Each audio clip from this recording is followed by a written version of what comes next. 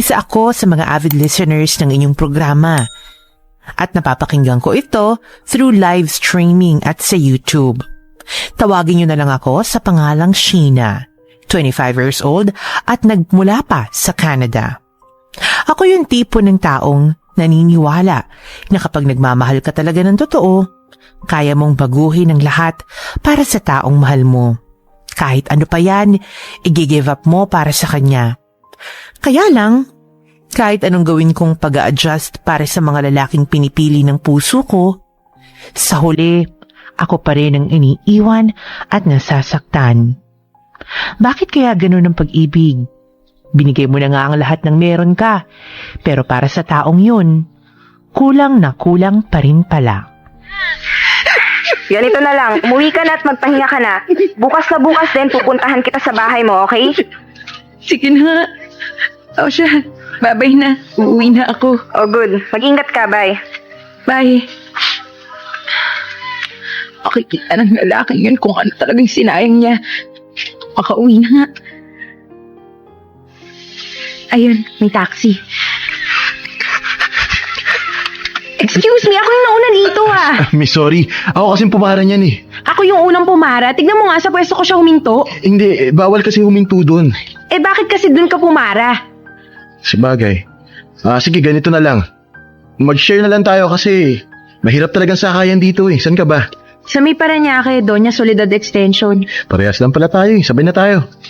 O sige, Good, ladies first. thank you. Manong, sa Parañaque, Doña Soledad Extension ho. Sige po, sir. Nakakainis naman sa dinami-dami ng kanta, yan pa. Manong, pakipalitan nga ako ng stasyon. Naku po, ma'am. Isang stasyon lang po ang kaya ng radyo ko eh. Pasensya na kayo, ha? Nice. Okay ka lang? Kita mong umiiyak ako eh. Nagtatanong ka pa kung okay ako. Ikaw, okay ka lang? Sorry. Hindi ko yung dapat mag-sorry sa akin. Dapat siya. Siya yung walang kwenta, manloloko. Ano bang gusto ng mga lalaki, ha? Ha? Kami? Oo, kayo.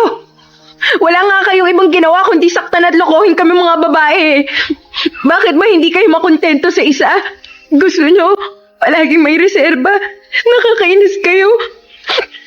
Sinabi niya ba sa'yo na magpakatanga ka sa kanya? Hindi. Pero syempre gano'n naman talaga kapag nagmahal ka eh.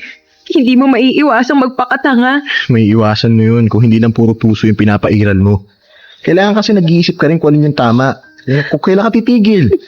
Alam mo lahat ng sobrang hindi maganda. Saka mo idama yung lahat dahil nagkamali ang isa. Ilang beses na kasi kung niloko ng ex ko eh. Pang-apat na to. Ba't hindi mo i-assess yung sarili mo kung bakit pa ulit-ulit na lang yung nangyayari sa'yo? At huwag ka na kumiyak, hindi bagay sa'yo. Asensya ka na ha. Masama lang talaga yung loob ko ngayon. Manong, dyan na lang po sa tabi. Uy, hindi pa to parang niya kaya. Gusto ko kumain ng cake eh. Eto na po yung bayad. Oh, bakit ka bumaba? Kailangan naman pabayaan kita. Pakiramdam ko kasi sa estado mo ngayon, madali ka maloloko eh. At hindi rin safe dito kaya sasamahan na lang kita. Hindi mo naman ako kilala. Bakit mo ako sasamahan? Okay. Hi, I'm Carl. And you? Sheena, sigurado kung sasamahan mo ako. Wala ka bang gagawin? Wala. And don't worry, hindi ako masamang tao. Tapos yun, nakita ko na lang na may kahalikan siyang iba. Kunwari pa nga, hindi ko siya nakita eh. Siya pa yung may ganang makipaghiwalay sa akin.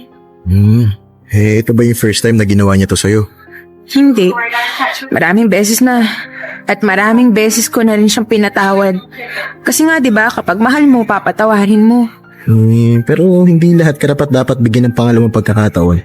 Kasi aabusuhin ka lang. Kaya ito mo nangyari sa'yo. Alam mo kung ako sa'yo, kalimutan mo na siya. Total naman break na kayo eh. Meaning, hindi ka na parte ng buhay niya. Nakaraan ka na lang. Nakakainis ka naman eh. Naiiyak na naman tuloy ako. Normal lang yan. Bago pa lang eh. Pero, di rin magtatagal. Matututunan mo rin siya kalimutan.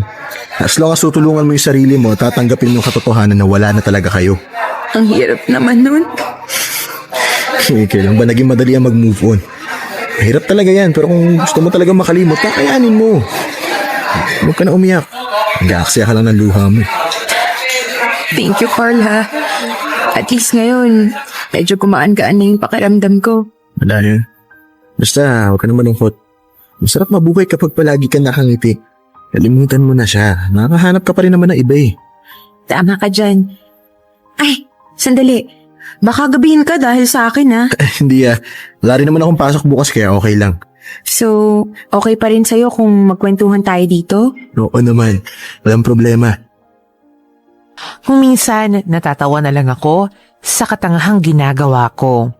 Walang kadala-dala kahit ilang beses nang nasasaktan. Pagkatapos makamove on, pakakahanap ng iba, at babalik ulit sa dati. Pagmamahal ng sobra at masasaktan din naman sa huli. Pero ano bang magagawa ko? Kung pwede lang kontrolin ng puso para magmahal, matagal ko nang ginawa.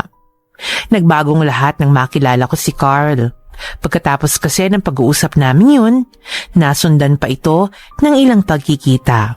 Mabait, gentleman at gwapong lalaki si Carl, kaya hindi ako nagdalawang isip na makipagkaibigan sa kanya. Siya kasi ang nagmistulang love doctor ko nung nasa stage ako ng moving on. Kaagad naman kaming nagkasundo sa lahat ng bagay.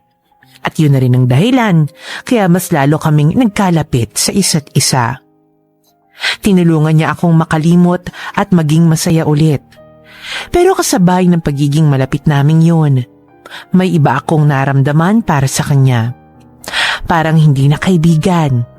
Parang siya naman yata ang panibagong mamahalin ng puso ko. Kung ito na lang kaya isuot ko. Ay, naku, wag na nga lang. Parang hindi yata magiging komportable dito, hindi naman bagay dun sa susuotin kong sandals. Hello! Oh, Leia, ikaw pala yan. Anong ginagawa mo dito? Gabi na. Wala kasi akong kasama sa bahay. Umalis si Ate Rowena kaya naisip kong mag-overnight na lang dito. Pwede naman, di ba? May magagawa pa ba ako? Nandito ka na. Alangan namang ipagtabuyan pa kita. I know, right? Anyway, anong meron at lahat yata ng damit mo sa cabinet ay nakalabas? Maglalayas ka na? Loka-loka, hindi no. Namimili lang kasi ako ng susuotin para bukas. Tulungan mo nga ako. Kanina pa ako naghahanap ng bagay sa akin eh. Pero wala naman. Siyempre, depende kung saan at ano yung pupuntahan mo. Lalabas lang kami ni Carl bukas. Sabi niya kasi ititreat niya daw ako. Nagkaroon siya ng bonus sa trabaho niya. Tinanong ko naman kung saan kami pupunta secret naman daw. So exclusively dating na pala kayo. Hindi magkaibigan lang kaming dalawa at saka imposible namang magugustuhan ako nun. Os talaga? Bakit parang sa isang linggo 2 hanggang 3 beses kayong nagkikita? Araw-araw pa nga kayong magkausap sa phone eh. At eto pa, madalas kanyang sunduin sa trabaho. Sure ka bang friends lang kayo? Ewan ko. Ikaw tatanungin ko, sa tingin mo ba hanggang magkaibigan lang talaga kayo?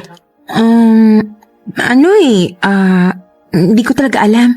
Sige, ganito na lang. Let's say libre kang maging assuming. Ano sa tingin mo? Feeling ko lang naman to parang may something sa aming dalawa na ayaw kong isipin kasi ayoko nga maging assuming. Like what? Palagi siyang nagtitext sa akin. Nangangamusta. Tapos palagi niya akong inaayang lumabas. As in, lahat, gastos niya. Kapag magkasama nga kami, alagang-alaga niya ako. Hindi ko nga alam kung ano ba talaga kami kasi naman... Kasi?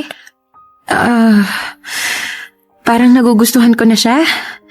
Nakaka-fall kasi yung mga ginagawa niya eh. Parang hindi normal. Bakit hindi mo kasi siya tanungin? Kung ano na ba talaga kayo? May gusto ba siya sa'yo o may balak ba siyang manligaw? Mga ganun. Bakit ako yung mag-o-open ng topic na yan? Di ba dapat siya kasi siya yung lalaki? Hindi naman yata magandang tignan kung ako pa yung magtatanong. Tatanungin lang naman eh. Hindi naman ikaw yung manliligaw. Paano kung sinabi nga niyang gusto niya ako? Ano nang gagawin ko? Ayoko namang isipin ng ibang tao na kaya lang naging kami ni Carl. Kasi rebound siya, which is hindi naman talaga. Sigurado ka bang naka-move on ka na? Baka naman akala mo lang yan. Naka-move on na ako. 8 buwan na rin yun, ano? Okay, fine. Kung ako sa'yo, magtanong ka na kay Carl. Ikaw na rin ang nagsabi na hindi kaibigan ang turing niya sa'yo. Hindi naman masama kung magtatanong ka. Tanong lang naman eh. Kapag sinabi niyang mahal ka niya, di dun ka mag-isip ng mabuti. Ito ba yung oras para magmahal ka ulit o baka hindi ka pa ready? Sa bagay. Ay, pero alam mo, sa totoo lang, siya yung pinakamabait na lalaking nakilala ko. Yung lahat ng gagawin niya, mararamdaman mo talagang special ka. Alam mo kung minsan nga, nahuhuli ko siya nakatitig sa akin tapos kapag tinanong ko kung bakit, wala yung isasagot niya sa akin. Ayoko talaga kasi mag-assume eh. Pero hindi ko mapigilan. Hi! Ako, pasensya ka na ha kung naghintay ka. Wala yun. Okay lang ba tong suot ko?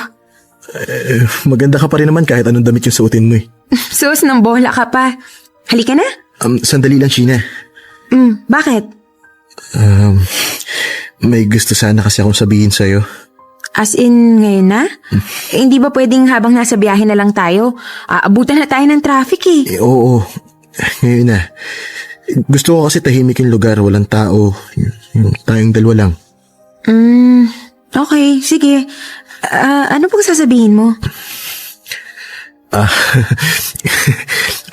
Kinakabahan ako. Relax ka lang ha. Hindi ako nangangain. Alam ko kasing maaga pa para sabihin to sa'yo, pero ayoko na magsayang pa ng panahon. Alam ko rin na nalilito ka na rin sa mga kinikilos ko. Well, actually, medyo nakakalito nga. Kaya gusto kong linawin ang lahat ngayon. I love you, Sheena. Sigurado ka ba dyan sa nararamdaman mo? Siguro, iniisip mo ngayon na baka nagte-take advantage lang ako dahil sa breakup niyo ng ex mo. Hindi yun. Wala akong pakialam sa kanya. Okay na ako. Matagal na at salamat sa'yo. Para saan? Sa pagpaparealize sa akin na hindi ako dapat magpakalunod sa lungkot. Dahil lang sa iniwan ako ng taong minahal ko ng sobra. Na mas marami pa namang iba dyan na mapapahalagahan ako. At yun, nakilala kita. Kaya salamat. Kasi pinatunayan mo sa akin na hindi lahat ng lalaki manloloko. Sadyang nagmahal lang talaga ako ng maling tao. Sheena, happiness is a choice. Sana bigyan mo ako ng pagkakataon na mahalin ka. Dahil sisiguraduhin ko magiging masaya ka sa piling ko. Alam ko naman yun eh. Pero bigyan lang muna natin siguro ang isa't isa ng kaunti pang panahon para masiguro na totoo talaga to. Na kaya ko nang magmahal. Na kaya mong panindigan yung mga salitang binitawan mo. Naiintindihan ko. Basta gusto ko lang na palagi mong tatandaan na mahal kita. Hindi yung magbabago.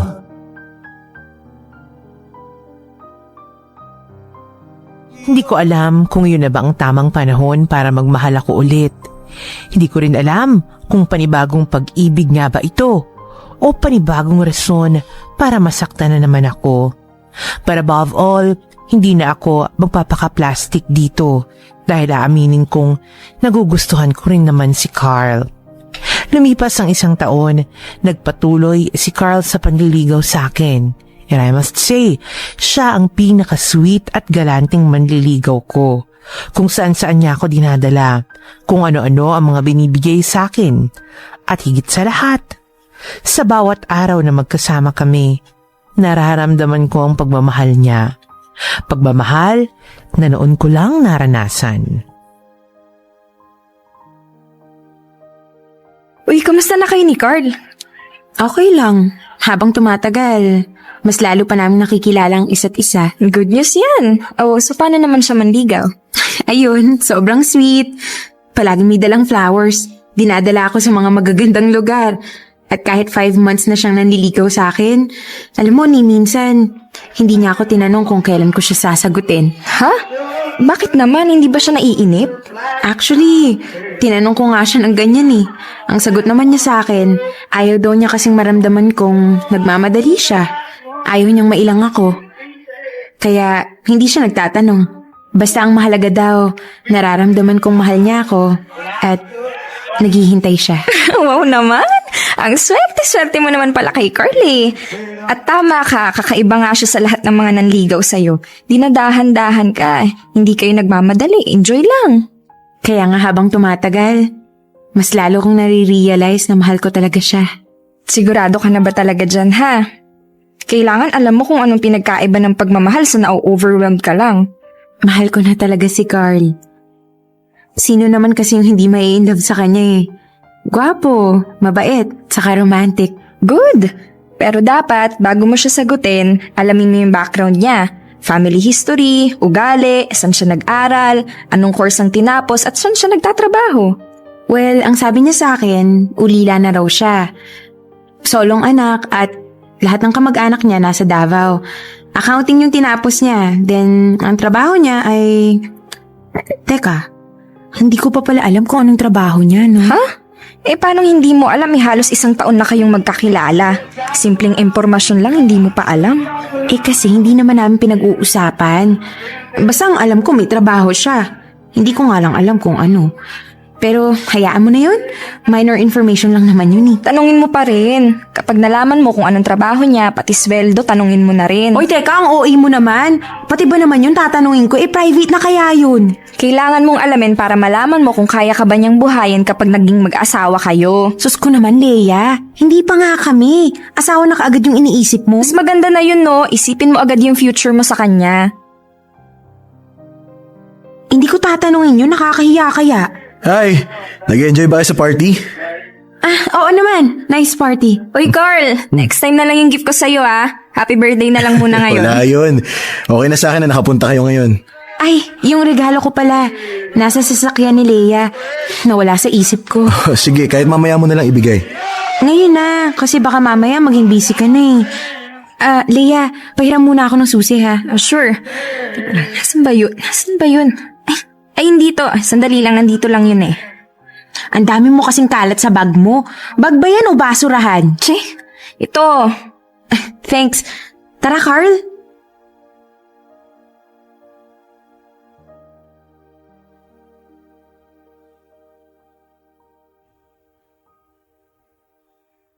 Oo. Bakit dalawa yung regalo mo sa akin? Trip ko eh. Oh, ito muna yung buksan mo. Go. Ano to? Dali na, buksan mo na. Surprise! Ang ganda naman ng bag na to. Magkano bili mo dito? Hindi ba pwede magpasalamat ka na lang? Thank you. Ingatan mo yan ah. Oo naman, bigay mo sa akin to eh. Thank you ulit.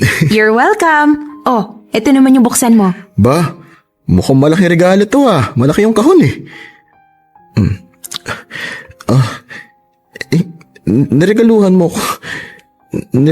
mo ko ng isang box ng confetti? Syempre hindi. Subukan mo kayang hanapin dyan yung regalo ko. Dali na. Parang wala naman yata eh. Meron dyan. Kalkalin mo lang. Ito. May nakuha akong letter E. Okay. Oh, maghanap ka pa. Letter S. Tapos letter Y. Wala na ako makapay. Kasi yan lang naman talaga yung laman ng box. Buuin mo na. Ewan ko na lang kung di mo pa mag-gets yan. Y, E, S. Yes? Para saan? Yes, means sinasagot na kita kasi mahal na rin kita. At magmula sa araw na to, girlfriend mo na ako. Talaga? Uy, ano ba? Sinasagot na nga kita eh. Gusto mo ba bawiin ko? Pwede naman. Wag. Ito na nga yung pinakahihintay ko eh. Sigurado ka na ba sa desisyon mo? Ngayon lang ako naging sigurado sa desisyon ko. Salamat, Sheena. Ito na yung pinakamagandang regalong natanggap ko. Ipangako mo lang sa akin na ako lang yung babae sa buhay mo. At palagi mong mararamdaman kung gaano kita kamahal. Pangako. Ikaw lang. Hindi ko akalain na yung gabing inakala kong wala nang magmamahal sa akin, ay dun ko pala makikilala ang lalaking magbabago ng takbo ng buhay ko. Pero kahit papano, may takot pa rin akong nararamdaman dahil baka masaktan lang ako ulit until I realized parte ng pagmamahal ang masaktan. Ika nga nila, no pain, no gain. Pero sa relasyon namin ni Carl, pinakita niya sa akin na iba siya sa mga lalaking minahal ko. Hinihiling ko nga na sana siya na talaga yung nakatadhana para sa akin. Na sana rin, hindi lang ito isang pagkakamali ulit sa buhay ko.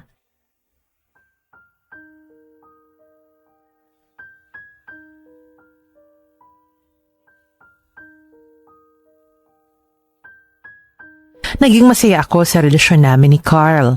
Walang araw na hindi niya ako napapangiti at palagi kong nararamdaman na espesyal ako sa buhay. Kaya naman hindi na rin ako nagtaka na umabot kami ng 2 taon dahil magaling magdala ng relasyon si Carl. May mga panahon pa nga kasi na nag-iisip bata pa rin ako. Nagmamakdol kapag hindi na pagbibigyan pero nagagawa niyang i-handle ang attitude kong yun. At sa muling pagkakataon, nagmamahal na naman ako ng sobra.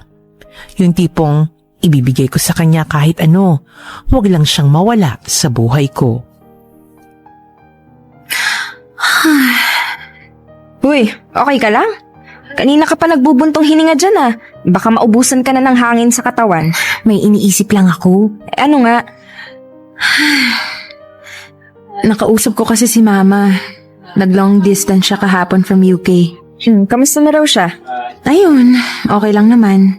Mas lalong gumaganda yung career niya dahil na-promote siya dun. Nice! Pakisabi congratulations. Anyway, sa tingin ko hindi naman yun problema eh. Hindi naman kasi yun yung problema eh. Sinabi niya sa akin na balak niya daw akong i-petition.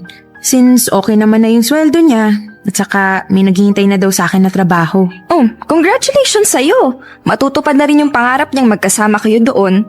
Good news yan. Kung noon, oo. Pero ngayon, hindi. Kasi kung mapipetition nga ako doon, paano naman kami ni Carl? So? Ay, hindi mo ba nagigets, Leia? Maging long-distance relationship kami at alam mo namang hindi ako naniniwala sa ganong relasyon, di ba? Problemado ka ba kung paano mo sasabihin kay Carl ang lahat? Hindi yun. Hindi ko alam kung paano ko tatanggihan si Mama. Okay ka lang, Sheena?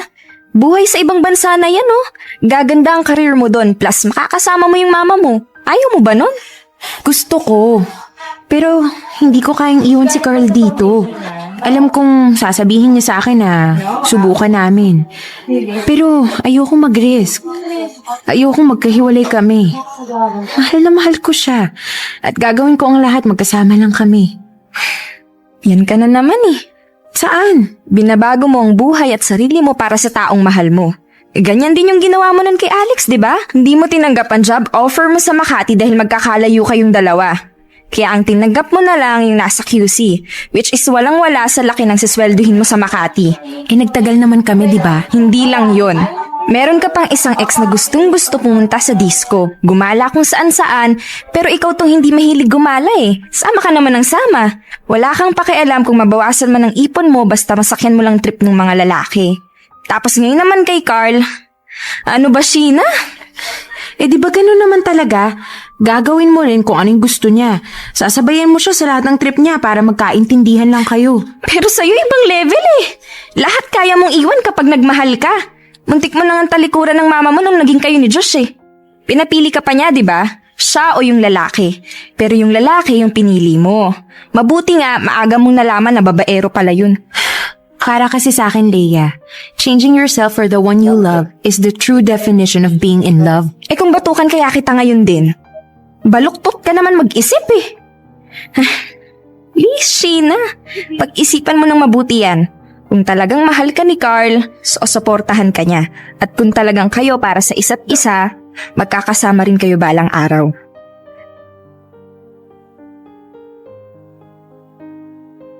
Ang tagal mo namang dumating. Halika, pasok. Salamat. May dala nga pala akong donut. Ito. Thanks, babe. Saan ka ba galing at ngayon ka lang dumating, ha? May inasikaso lang ako sa trabaho. Ay, teka, oo nga pala. Halos 2 taon na tayong dalawa pero hanggang ngayon, hindi mo pa rin sa akin tinuturo kung saan ka nagtatrabaho. Tsaka kung ano yung trabaho mo. Alam mo naman na paiba-iba ako ng kumpanya, di ba?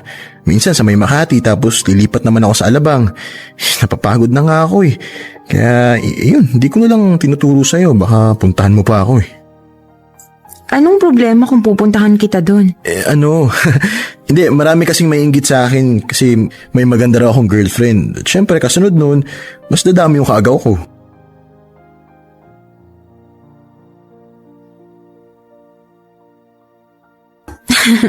Ikaw talaga? Nambola ka pa.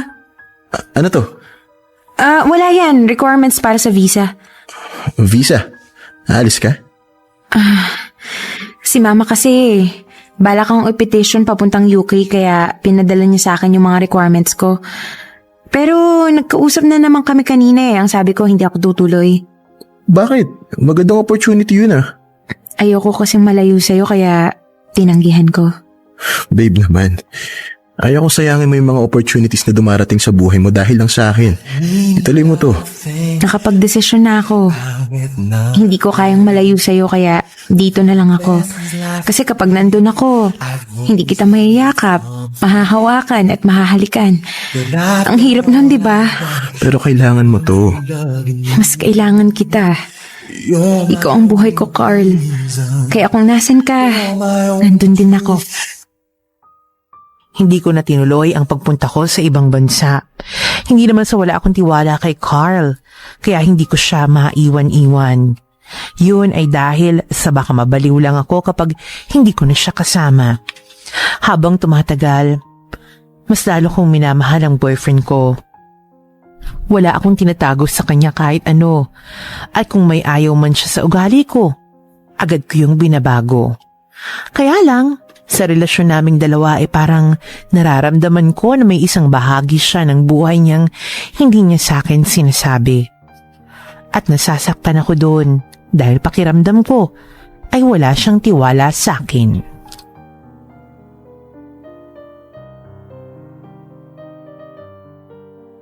Loka-loka ka talagang babae ka. Umabsent ka para lang i-surprise si Carl sa trabaho? Oo, ano pang masama dun? Ewan ko sa'yo. O siya, good luck dyan sa surprise mo at sana hindi ka makaistorbo ng taong nagtatrabaho. Bye! Bye! Ay, ito na nga yung building. Sana ma-surprise siya. Good afternoon, ma'am. Good afternoon. Pwede ba kay Mr. Carl Esguerra? Saang department po siya? Sa accounting department. Pakisabi si Miss Sheena Reyes, yung girlfriend niya. Okay po, wait lang po. Sure, thank you. Ma'am Sheena? Yes? Ano, pababa na siya? Sure po ba kayo na dito siya nagtatrabaho? Oo naman, bakit? Tumawag po kasi ako sa accounting department pero ang sabi nila, wala raw po Mr. Carlos Guerra doon. Sinubukan ko na rin po tumawag sa ibang department pero wala po talaga eh. Ha? Paano mangyayari yun eh? Ito yung tinuro niyang company. I'm sorry, ma'am. Sige. Salamat. Nasaan kaya yun? Natawagan nga.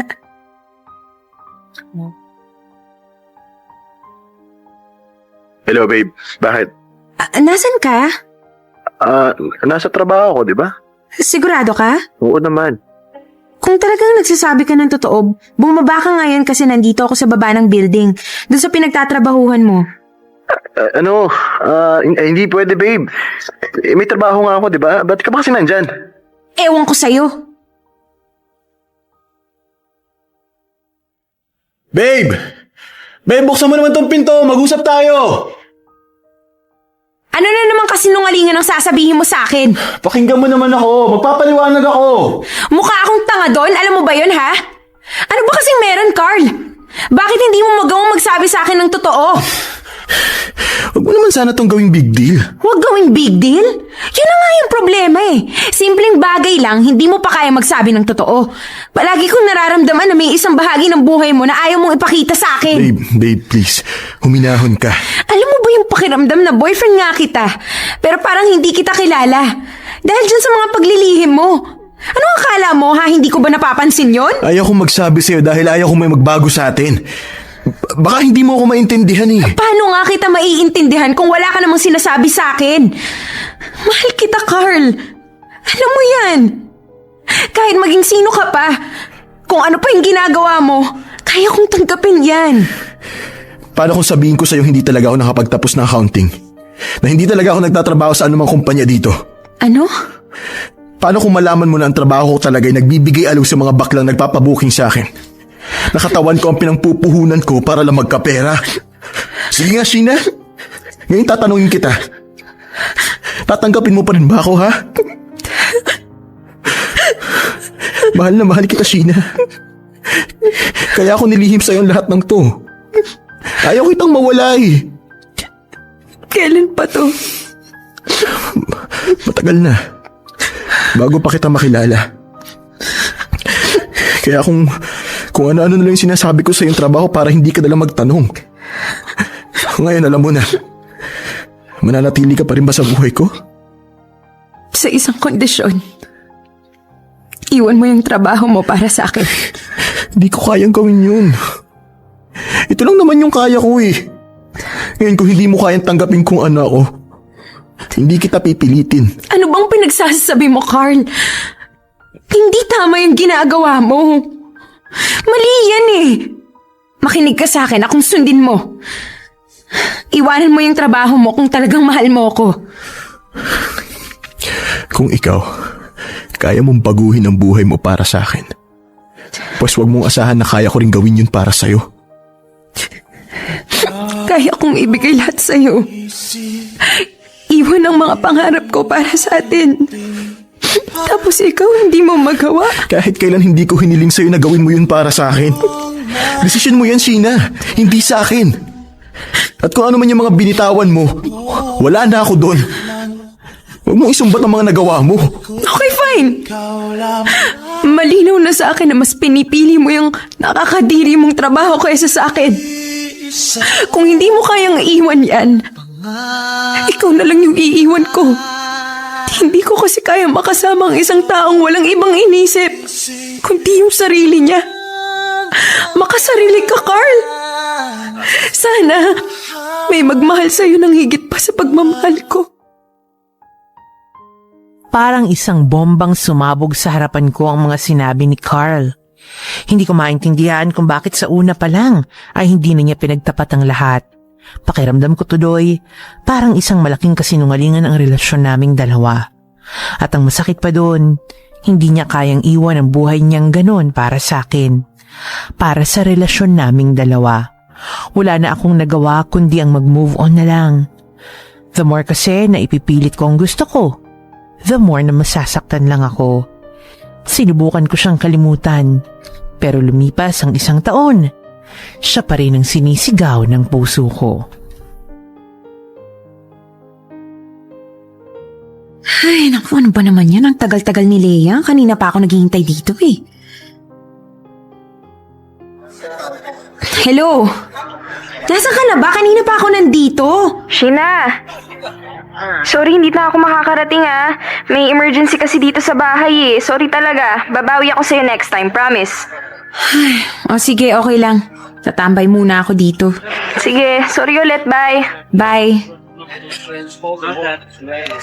Hi. Carl? Mabuti naman at nakikilala mo pa ako. May kasama ka? Wala. Pwede ba akong umupo? Sige. Salamat. So, kamusta ka na? It's been a year. Okay lang naman.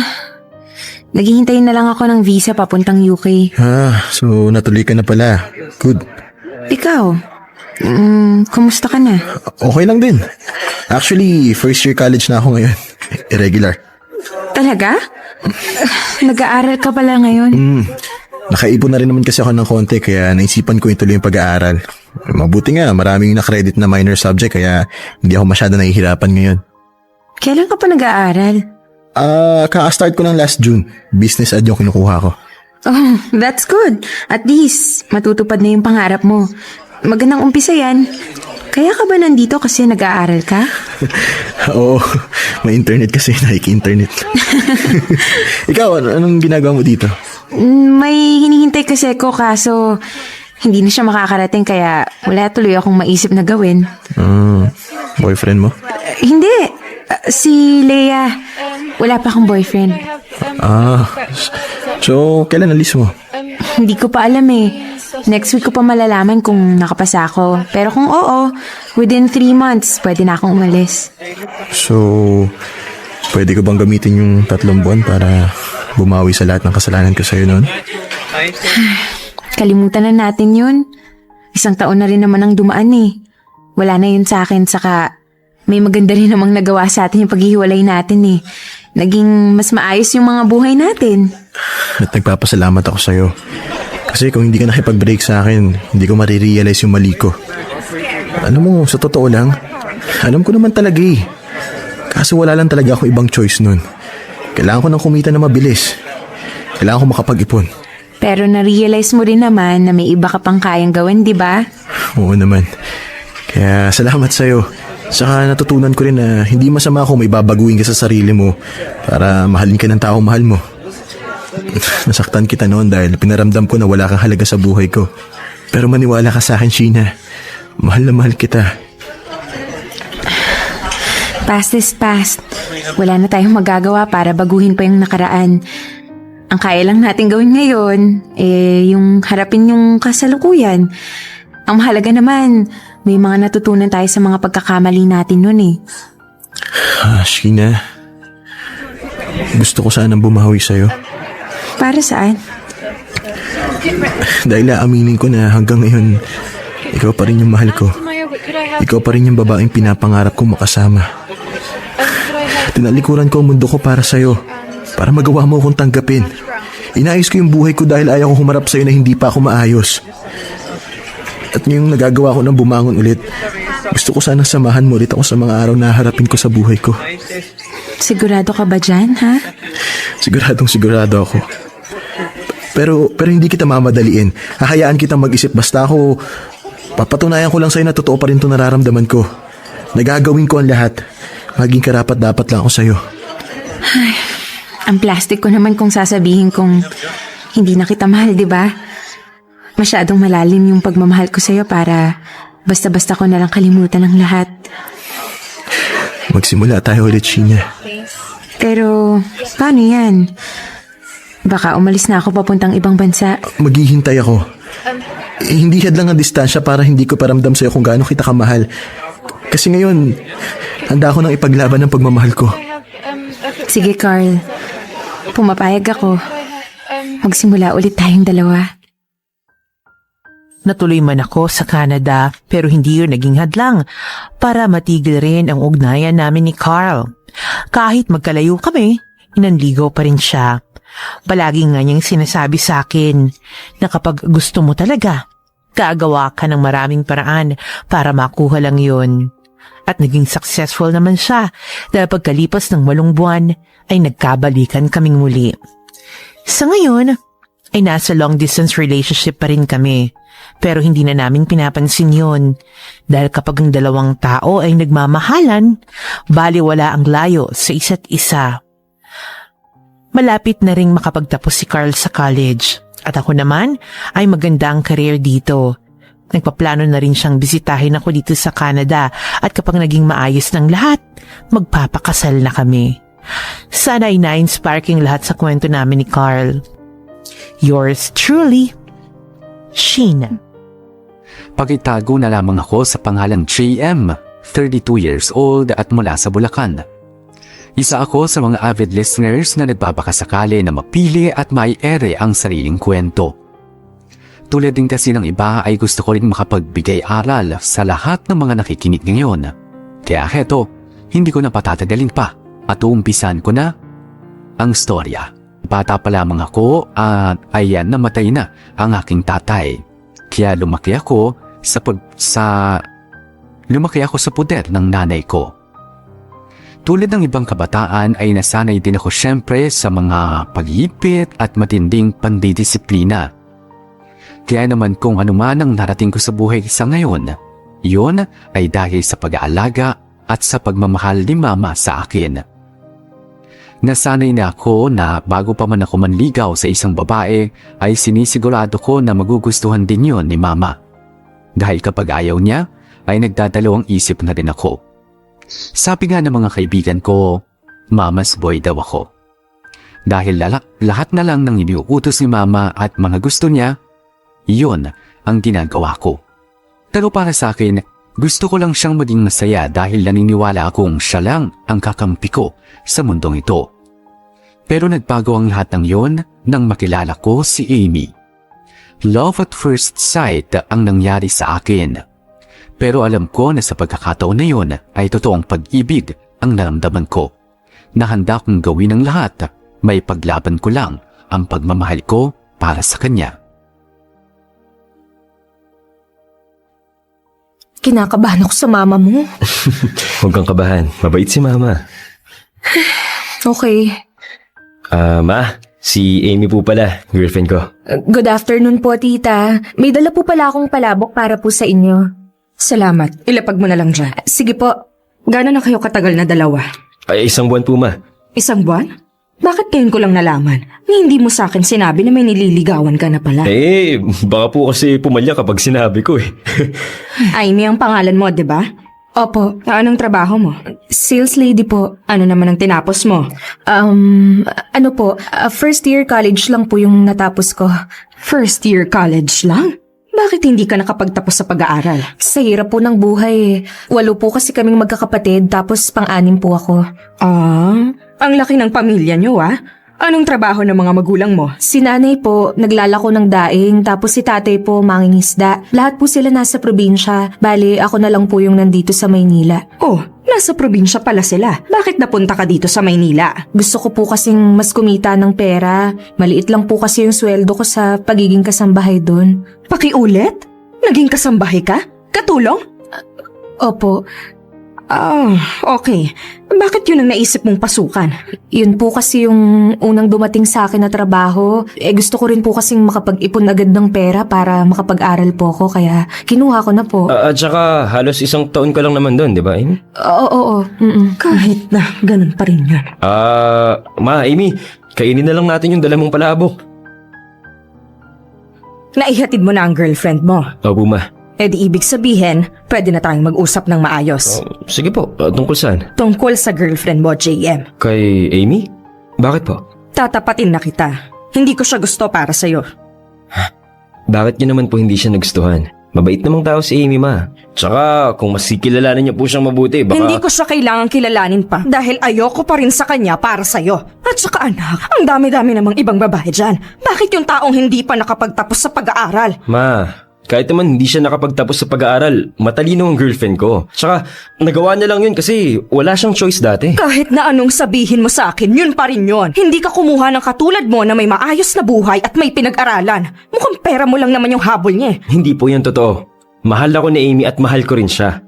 Kaya, please lang, Ma. Huwag niyong pagsabihan ng ganyan yung tao. Basta hindi ko siya gusto, JM. Ayoko sa babaeng yon. Mahihirapan ka lang sa kanya. Hiwalayan mo na yung Amy na yan. Pero, Ma... Makinig ka sa akin, JM. Nanay mo ko, kaya alam ko kung ano ang nararapat at hindi nararapat sa'yo. Kung ayaw mong maging magulo ang buhay mo, susunod ka sa akin.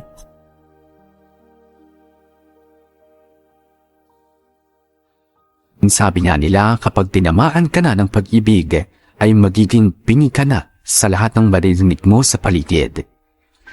Kaya kahit tutol sa relasyon namin si Mama, ay wala rin siyang nagawa na magdesisyon ako na pakasalan na si Amy.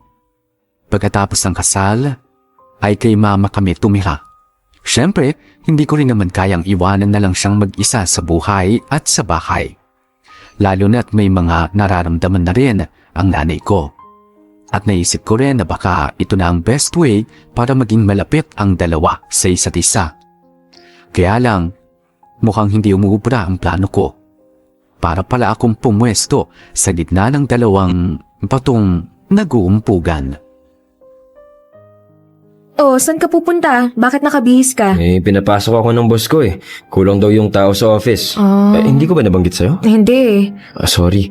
Baka nawala lang sa isip ko. Pero huwag kang mag-alala. Uuwi ako ng maaga, ma. Sige. Okay lang yun. Ay, oo nga pala, mahal.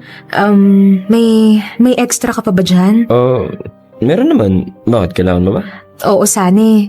Si tatay kasi na ospital. Ngayon, kailangan niyang makabili ng gamot. Ang kaso, si kuya na yung sumagot sa ospital. Tapos si ate naman, walang maibigay. Kaya wala silang ibang matakbuhan kundi ako. Sige. Walang problema, mahal.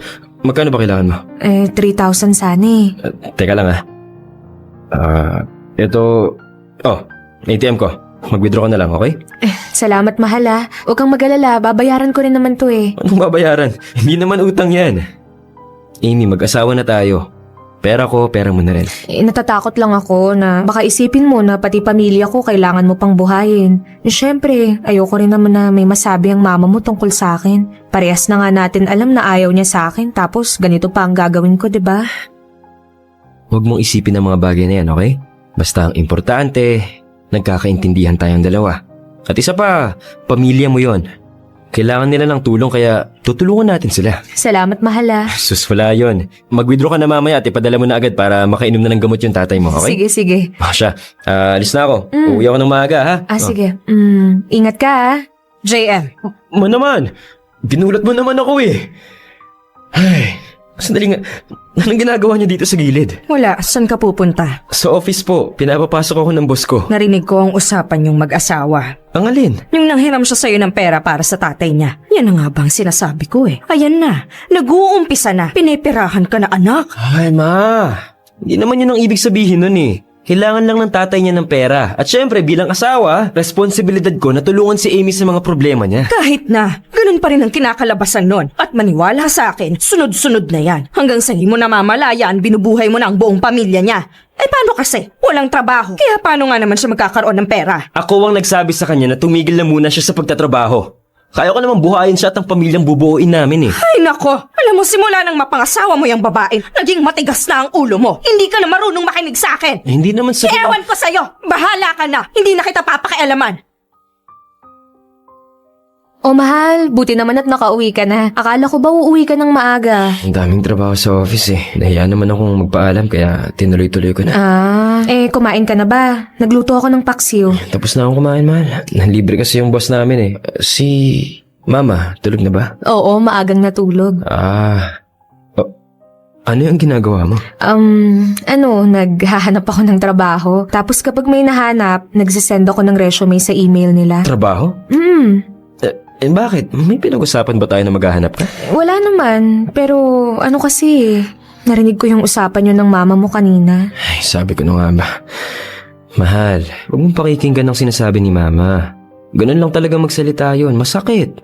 Tsaka, masasanay ka rin. Pero mahal, may point naman siya eh. Hindi ko dapat iasa sa'yo pati yung pangangailangan ng pamilya ko. Akin dapat yun. Tsaka ayoko rin namang dumating ka sa punto na mapapagod ka na buhayin yung pamilyang bubuin natin. Kung ang iniisip mo na magrereklamo ako, pues hindi mangyayari yun. Alam ko yun. Pero kailangan ko rin kumilos. Tulad ng sinabi mo, mag-asawa na tayo ngayon. Ibig sabihin, dapat magtutulungan tayo sa lahat ng bagay. Ayokong iasa lahat sa'yo. Pero mahal... Hayaan mo na. Nakapagdesisyon na ako. Ayos lang to. Tsaka mas gusto ko to, yung may ginagawa sa bahay. Amy, ayokong gagawin mo to dahil lang sa mga narinig mo kay Mama. Hindi, ayos lang sa akin yun. Hindi ko naman dinadamdam yun eh. Tsaka mama mo yun. Mali na magalit ako sa kanya. Kaya hayaan mo na lang ako ha. Kaya ko to. Sige, ikaw ang bahala. Nagpapasalamat na lang ako dahil mabait at mahaba ang pangunawa ng asawa kong si Amy. Na kahit araw-araw siyang sinusungitan ni Mama ay hindi niya pinapatulan at nananahimik na lamang siya sa isang tabi. Pero alam ko naman na hindi ako dapat makontento sa ganoon. Dapat ma-realize ko na rin na tao lang rin naman si Amy na pupuno rin ang nilaan niyang balon ng pasensya para kay Mama. Na bilang isang asawa sa kanya at anak sa nanay ko, responsibilidad ko na paglabitin ang dalawang pinakamahalagang babae sa buhay ko. Parang sumasakit na yung ulo ko. Baka sa pagod lang to. Dapat ako magpahinga ng maaga ngayon para makabawi ng tulog eh. Ay, salamat. Nakauwi rin. Buti naman dito na ako. Bigyan mo tong labab. Ang dumi-dumi. Hindi mo ba alam kung anong gamit ng sabon at tubig, ha? Boses ni Mama yun ah. Ay, ano naman ang pinag-aawayan ng dalawa? Lilinisin ko naman po yan eh. Nagpahinga lang naman po ako. Puro ka na lang dahilan. Ay, ano na namang nangyayari dito? Bakit kayo nagtatalo? Ma, bakit ka nagagalit? Gabi na oh. Nakakahiya na sa mga kapitbahay. Hanggang labas naririnig ko yung boses nyo eh. Paano hindi ako magagalit, JM? Pagka-uwi ko ang gulo-gulo ng bahay. Yung mga plato sa lababo hindi pa nahuhugasan. Ang daming buhok sa sahig na hindi man lang winalisan. At yung mga labahin nyo sa likod, ayun, bundok ang itsura. Pagsabihan mo yung asawa mo, hindi marunong sa gawaing bahay. Hindi ko naman kasi kaya yun ng isang araw. Tsaka isa pa, masama yung pakiramdam ko ngayon. Alangan namang gumalaw ako ng gumalaw, edi mas lalong lumala yung nararamdaman ko. Ayan! Diyan ka magaling sa pagdadahilan. Ang sabihin mo, tamad ka lang. Ma, tama na yan. Totoo naman ang sinabi ko ah. Simula nang magkatrabaho yan, wala nang ibang ginawa kundi humilata sa higaan kapag day off niya. Ano man lang yung tumulong dito sa bahay. Ako na lang parati ang kumikilos dito. Ano niyo ako, katulong? Hindi naman po sa ganun yun, Ma. Kahit pagod ako galing trabaho, naguhugas naman po ako ng mga pinagkainan. Nagluluto naman po ako. Nagkataon lang naman po na kinailangan ko ring magpahinga buong araw dahil masama po yung pakiramdam ko. Ay sus, puro palusot. Ang sabihin mo, gusto mo lang talagang magbuhay prinsesa. Sige ho, maglilinis ako ng buong bahay ngayon din. Ngayon nandito na si JM, saka ka magpapakitang gilas? Naku, wag na! Ngayong kikilos na ako, biglang ayaw nyo na. Pero samantalang kanina, kung makapagsalita ho kayo sa akin, parang wala na ho ako ginawang tama dito sa bahay. O, tignan mo ang asawa mo. Pakinggan mo ang sinasabi. Sumasagot-sagot na sa akin. Bastos! Hindi ho ako bastos. Pinagtatanggol ko lang ho yung sarili ko. Ma, Amy! Tama na yan! Amy, umasok ka na muna sa kwarto. Walang pakinabang. Ma! Pwede mo namang pagsabihan ng maayos yung tao eh. Bakit kailangan yung pagsalitaan ng mga ganun? Tsaka, kumikilos naman dito si Amy ah. Alam nyo, hindi siya pabigat dito. Ano? Teka nga, mas kinakampihan mo ba yung babae na yan kesa sa akin na nanay mo? Hindi sa kinakampihan, Ma. Ang sinasabi ko lang po, pwede namang idaan sa maayos na usapan. Hindi yung magsisigawan kayo dito. At isa pa, hindi nyo ho kasi pinapansin yung mga effort ni Amy eh. Puro mali niya lang ang nakikita nyo. Hindi naman po tama yun. Hala, sige! Magsama kayong dalawa. Ako pa ang gusto mong mag-adjust sa inyong dalawa? Bahala na kayo dyan, buisit! Ma! Ay, ba yan?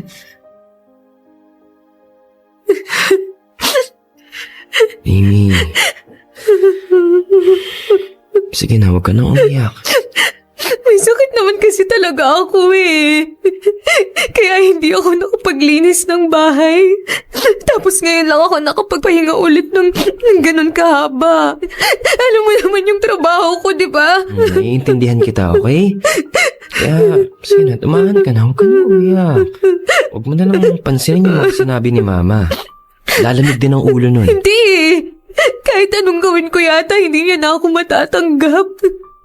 Lahat na lang ng gagawin ko, mali sa paningin niya. JM, hindi ko na siya kinakaya. Ano gusto mong gawin ko? Malis na tayo dito. Kumukot na tayo. Alam mo namang hindi ko pwedeng gawin yan, di ba? Ako lang ang anak ni Mama. May sakit pa siya. Kung aalis tayo dito, sino mag-aalaga sa kanya? Paano naman ako? JM, asawa mo ako, di ba? Nakikita mo kung paano ako tratuhin ng nanay mo.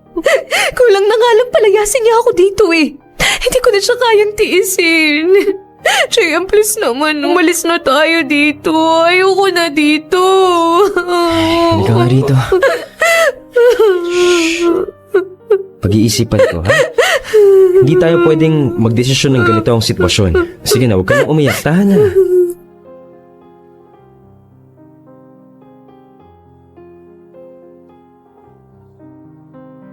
Dumating na ang araw na kinatatakutan ko. Ang mamili ako sa pagitan ng asawa ko at ni Mama. Hanggat maaari ay ayokong mamili dahil alam ko na sobra akong mahihirapan sa kahit na anong piliin ko. Sa oras, sa atensyon, sa panggastos, lahat may hirapan ako. Kaya sa pagkakataong yun ay gulong-gulo ang isip ko. Hindi ko alam kung ano nga ba ang tamang gawin. Hindi ko alam kung sino ba ang dapat kong mas pakinggan. Kung ano ba ang pwede kong gawin para lang magkasundo ang dalawang pinakamahalagang babae sa buhay ko. na kung ako ang tatanungin ninyo, ay unti-unti na akong nawawala ng pag-asa na mangyayari pa ang pagkakasundong yun. Nakumbinse ko si Amy na pagtiyagaan pa muna ang sitwasyon nila ni Mama. Pinaliwanag ko sa kanya na syempre matanda na rin ang nanay ko. Kailangan mas doble na ang pag-intindi. Kaya ang ginawa namin ng asawa ko ay mas pinakita namin kay Mama na hindi naman talaga kailangan magkaroon ng problema. Feeling ko kasi ay nagsiselo si Mama kay Amy na iniisip niya na nahati na ang atensyon ko sa kanya. Na baka dumating ang isang araw na hindi ko na lang siya pansinin, lalo na kapag nagkaroon na kami ng anak, which is hindi naman talaga mangyayari. Sinubukan namin na paamuhin pa si Mama nandyan na ilalabas namin siya, yayayain na kumain o kaya naman ay manood ng sine. Minsan nagbibigay kami ng regalo sa kanya ni Amy kahit na wala namang okasyon. Mukhang ipinaglihi yata sa bato ang nanay ko. Dahil sa kahit anong gawin naming dalawang mag-asawa, ay parang mas lalo pa yatang nagiging malatigre si Mama.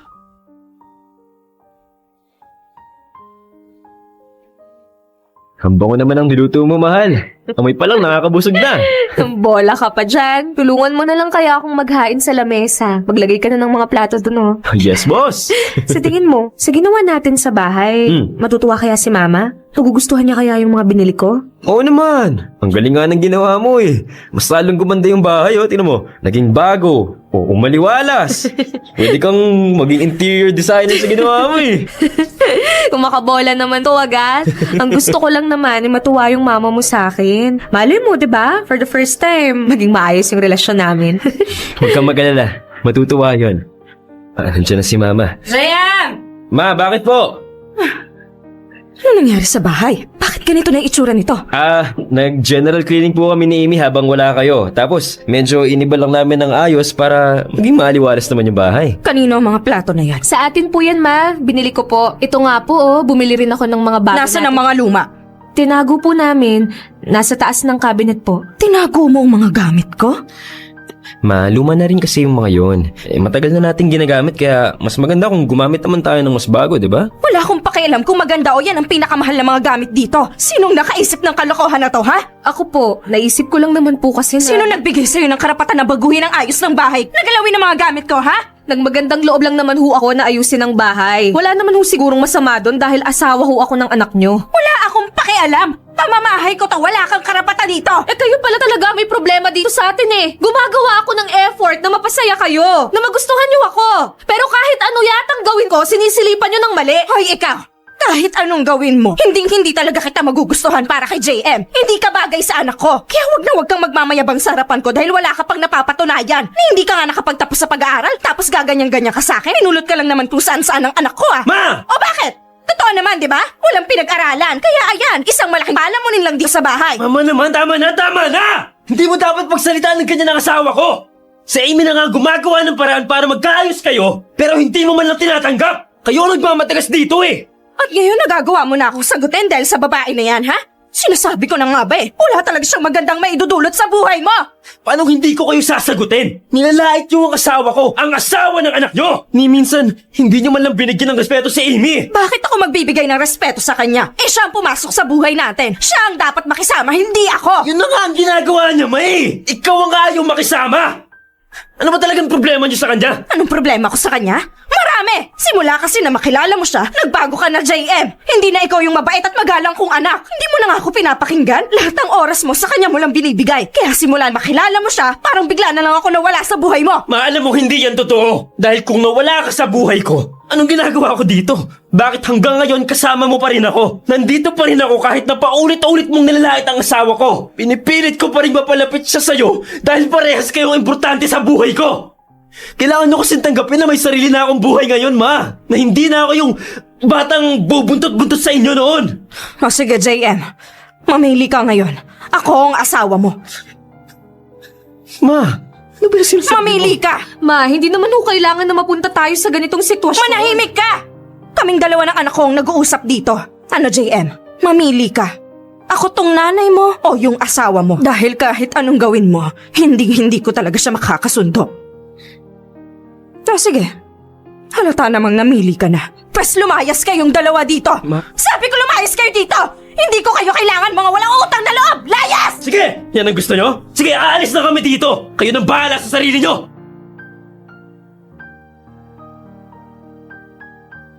Hindi nyo rin naman ako masisisi kung napuno na rin ako sa inuugali ni Mama. Ginawa namin ni Amy ang lahat para lang maging maayos ang pamilya namin. Pero ang nanay ko na mismo ang lumalayo. Nang araw din yon ay nag-alsabalutan kami ng asawa ko at umalis nga ng bahay. Mabuti na lang at may natuluyan kami agad dahil nag-iimpakti na nga lang kami ay panay pa rin ang sermon ni Mama. Kahit na malayo na ako sa nanay ko, ay hindi ko pa rin siya pinabayaan. Nakiusap ako sa pinsan ko na sa bahay mo na siya tumuloy para may makakasama naman si Mama habang hindi pa kami nagkakaayos. Minsan ay dumadalaw ako sa kanya kahit sa bawat punta ko. Ay pinauulanan na talaga ako ng sermon. Siyempre, umaasa pa rin ako na baka ito ang pinakamagandang paraan para lumambot ang puso ni Mama sa amin.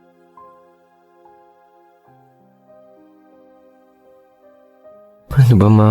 Bakit hindi mo sinasagot yung tawag ko? Ay, masubukan nga ulit baka sumagot na. Ay, text ko na nga lang.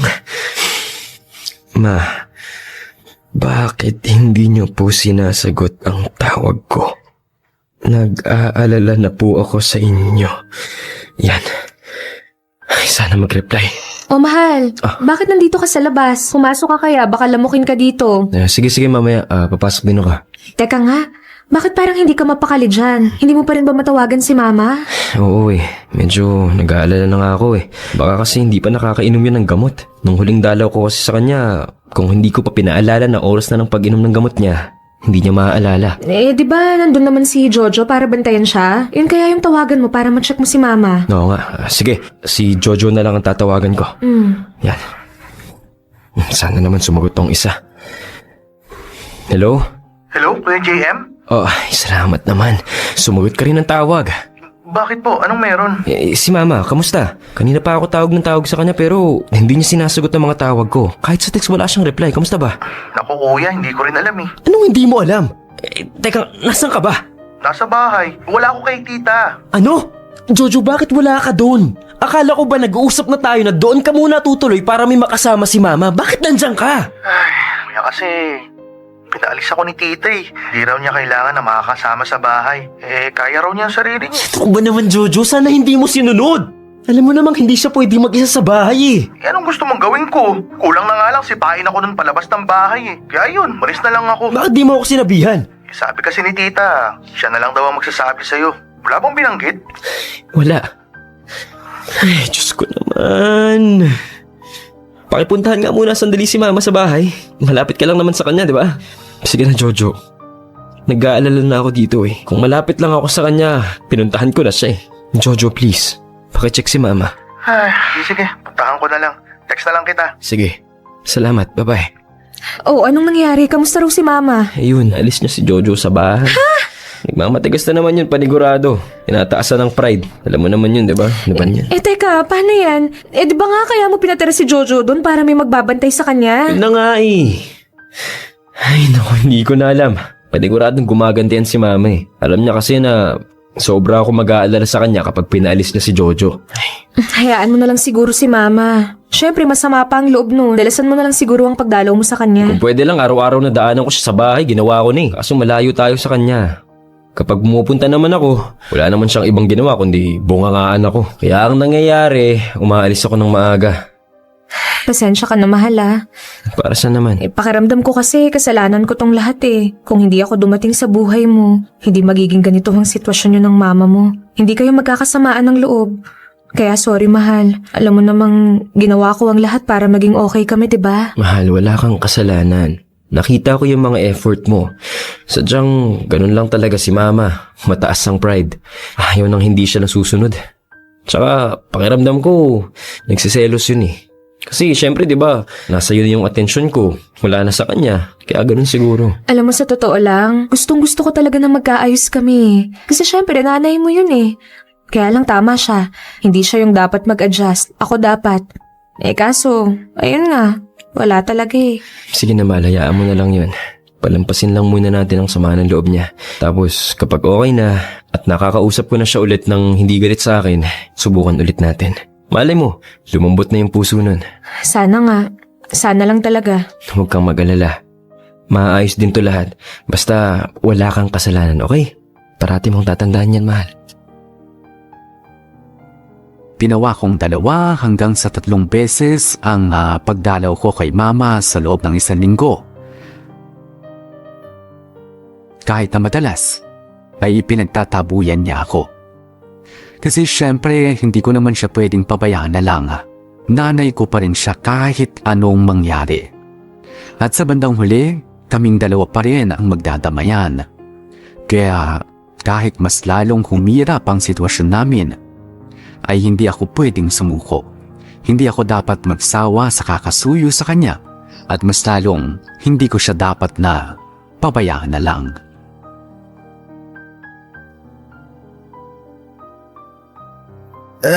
Nagugutom na ako. Sana lang may nilutong pagkain si tita.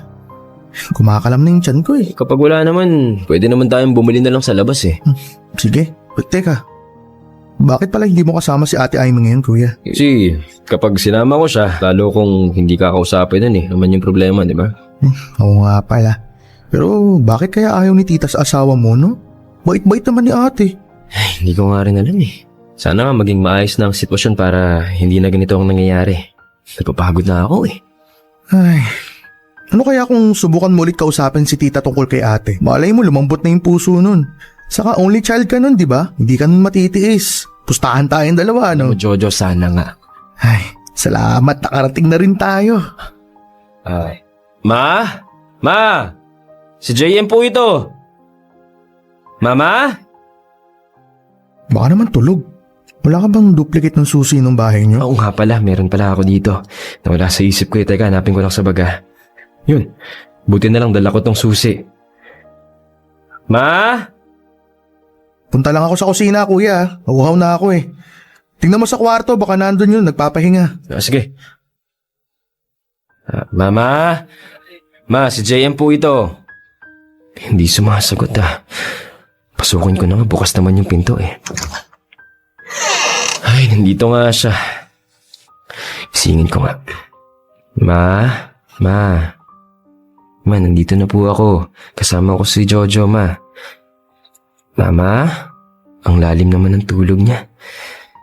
Mama, gising na po.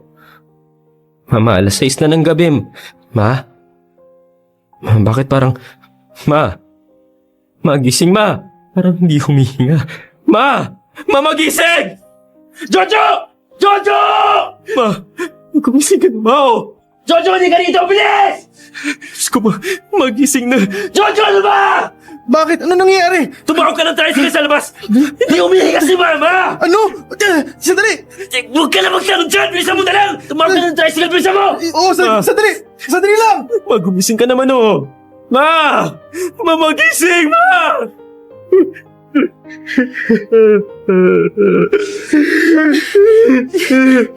JM! JM, ano nangyari? Nasaan na si Mama? Ha? JM, bakit? Ano bang nangyari? Magsalita ka naman oh. Ano nangyari kay Mama? Ha? Si Mama! Ano? Anong sinabi mo? Teka, paano? Bakit ganun? Hindi ko alam. Basta nakita ko siya sa kwarto, hindi daw humingi. Kaya nung titala ko siya kasama ni Jojo dito. Sabi ng doktor na na-driver na daw. Diyos ko.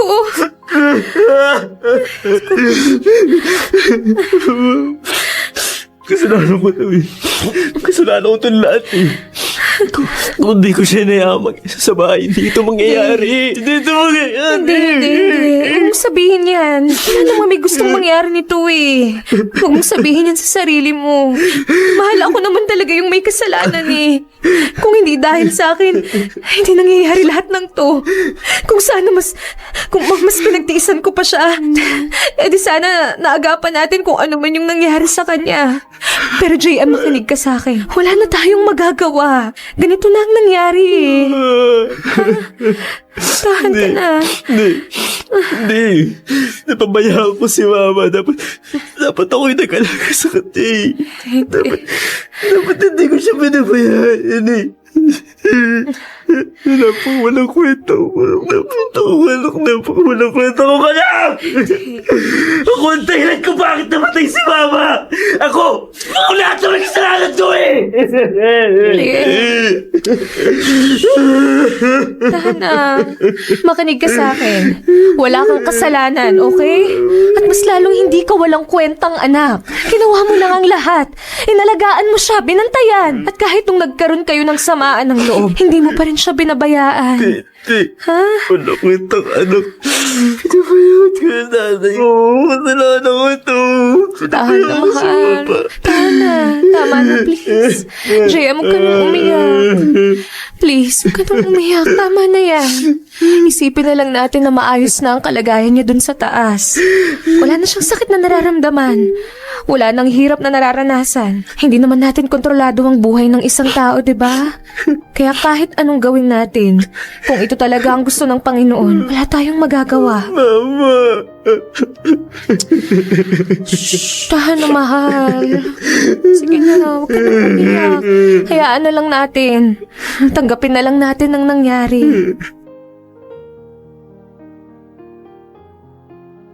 Namatay si Mama nang hindi man lang kami nagkausap at nagkakaayos.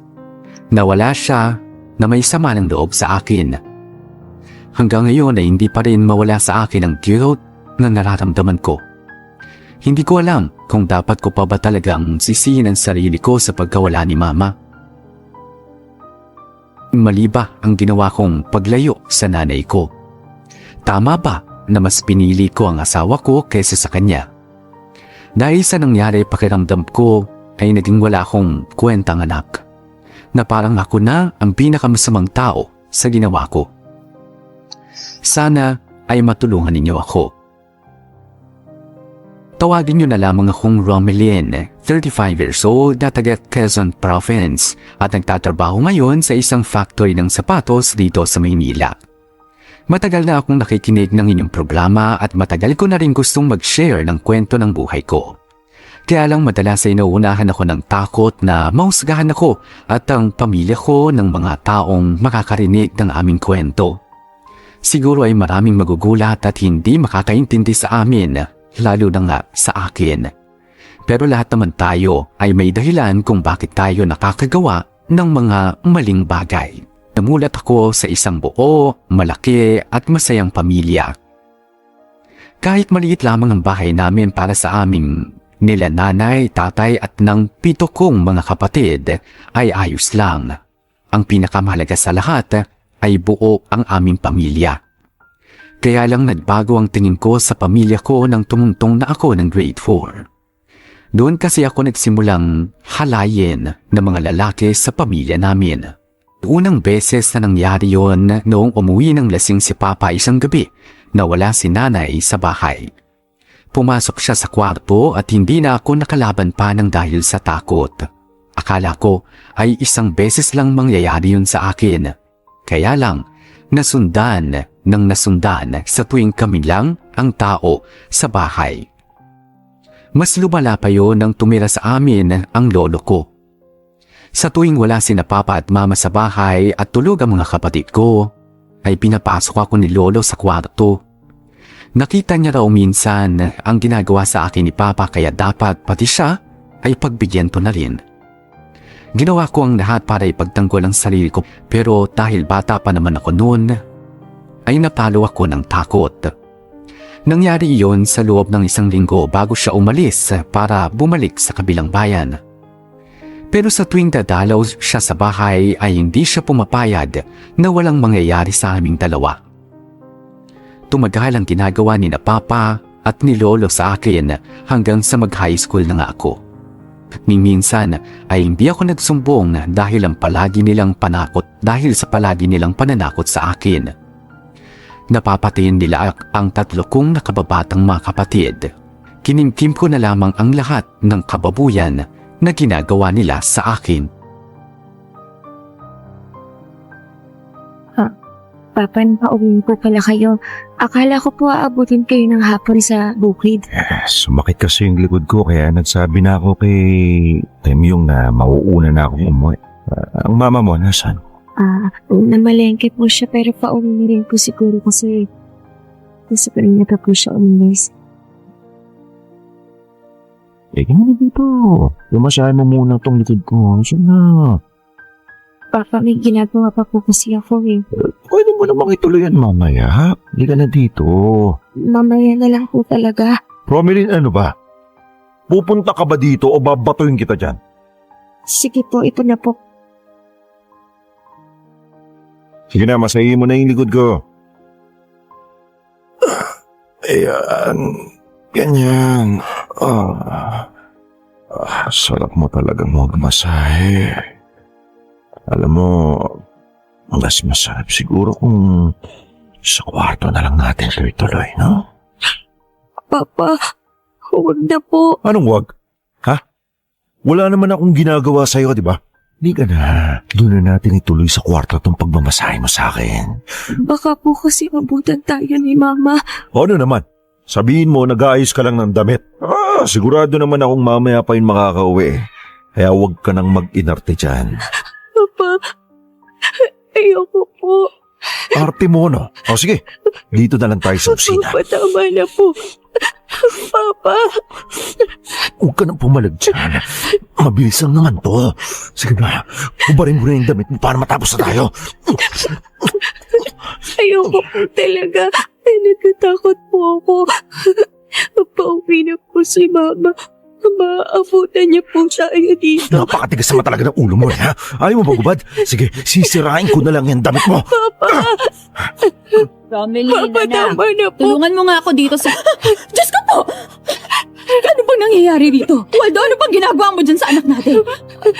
Romelyn! Bakit halos nakahubad ka na dyan? Mama, si Papa po kasi... Wala. Nag-aaharutan lang kami nitong anak mo. Nagaharutan halos nakayapos ka na sa kanya na para bang hinahalikan mo siya sa leeg. Alam mo, napakadumi ng utak mo talaga, Irmano. Sige, lakasan mo pa yung boses mo para marinig ng kapitbahay natin. Oh! Saan ka pupunta? Kakauwi mo lang, di ba? Wala ka lang pakialam doon. Buisit. Napakabatugan talaga ng papa mo. Umuwi ng maaga galing bukid tapos lalabas ulit. Mama, si Papa po. Ayusin mo na yung sarili mo. Tulungan mo ako dito. Tapos ka na ba sa pagliligpit ng mga pinggan sa lababo? Mama, makinig naman po kayo sa akin. Ang sabi ko, ayusin mo na ang sarili mo para matulungan mo ako dito. Pero hindi niyo po ba ako naririnig? Kung ano man po yung nasa isip niyo na makita niyo kami ni Papa kanina, tama po yun. Hinahalay po ako ni Papa, patay na rin po ni Lolo kapag wala kayo dito sa bahay. Tumahimik ka na! At wag mo na ulit sasabihin yan, ha? Mas lalong wag ka magsusubong sa ibang tao. Kapag nalaman ng ibang tao yan, makukulong ang papa at lolo mo. Masisira ang pamilya natin. Mas mahalaga pa po ba yung sasabihin at iisipin nila kaysa sa totoong nangyayari sa sarili niyong anak? Mas mahalaga sa akin ang pamilya na to. Gusto mo bang makulong ang tatay at lolo mo? Gusto mo bang masira ang pamilya natin? Kaya ayos lang po sa inyo na paulit-ulit nilang halayin yung anak niyo. Hindi naman sa ganun. Ayoko lang na masira yung pamilya natin na matagal kong iningatan. Alam ko namang ayaw mo rin na mangyari yun, hindi ba? Pero Mama, hahayaan niyo na lang po ba na paulit-ulit nilang gawin sa akin to? Paano kung pati yung mga nakababata akong kapatid? Tama na! Hindi mangyayari yun. Mabuti pa, pumasok ka na sa kwarto mo at magpalit ka na ng damit. Kalimutan mo na lang yung mga nangyari. Sasabihin ko na lang ang papa at lolo mo na wag nang uulitin ang bagay na yun. Iyon ang kauna-unahang beses na nahuli ni Mama si Papa sa akto ng pangahalay sa akin. Akala ko noon ay nakahanap na ako ng daan para makatakas sa kababuyan na ginagawa sa akin ni Papa, pero hindi pala. Noong una ay hindi ko alam kung ano ang dapat kong maramdaman. Gusto kong umiyak sa galit dahil bakit parang okay lang kay Mama ang lahat ng nangyayari. Parang ayos lang sa kanya ang mapasama ang anak niya. Napaisip ako noon sa ganitong klase ng pagkakataon. Sino pang magiging kakampi ko sa buhay? Kagaya nga ng sinabi ni Mama ay hindi na ako nagsumbong sa kahit kanino tungkol sa kahalayan na ginagawa sa akin ni Lolo at ni Papa.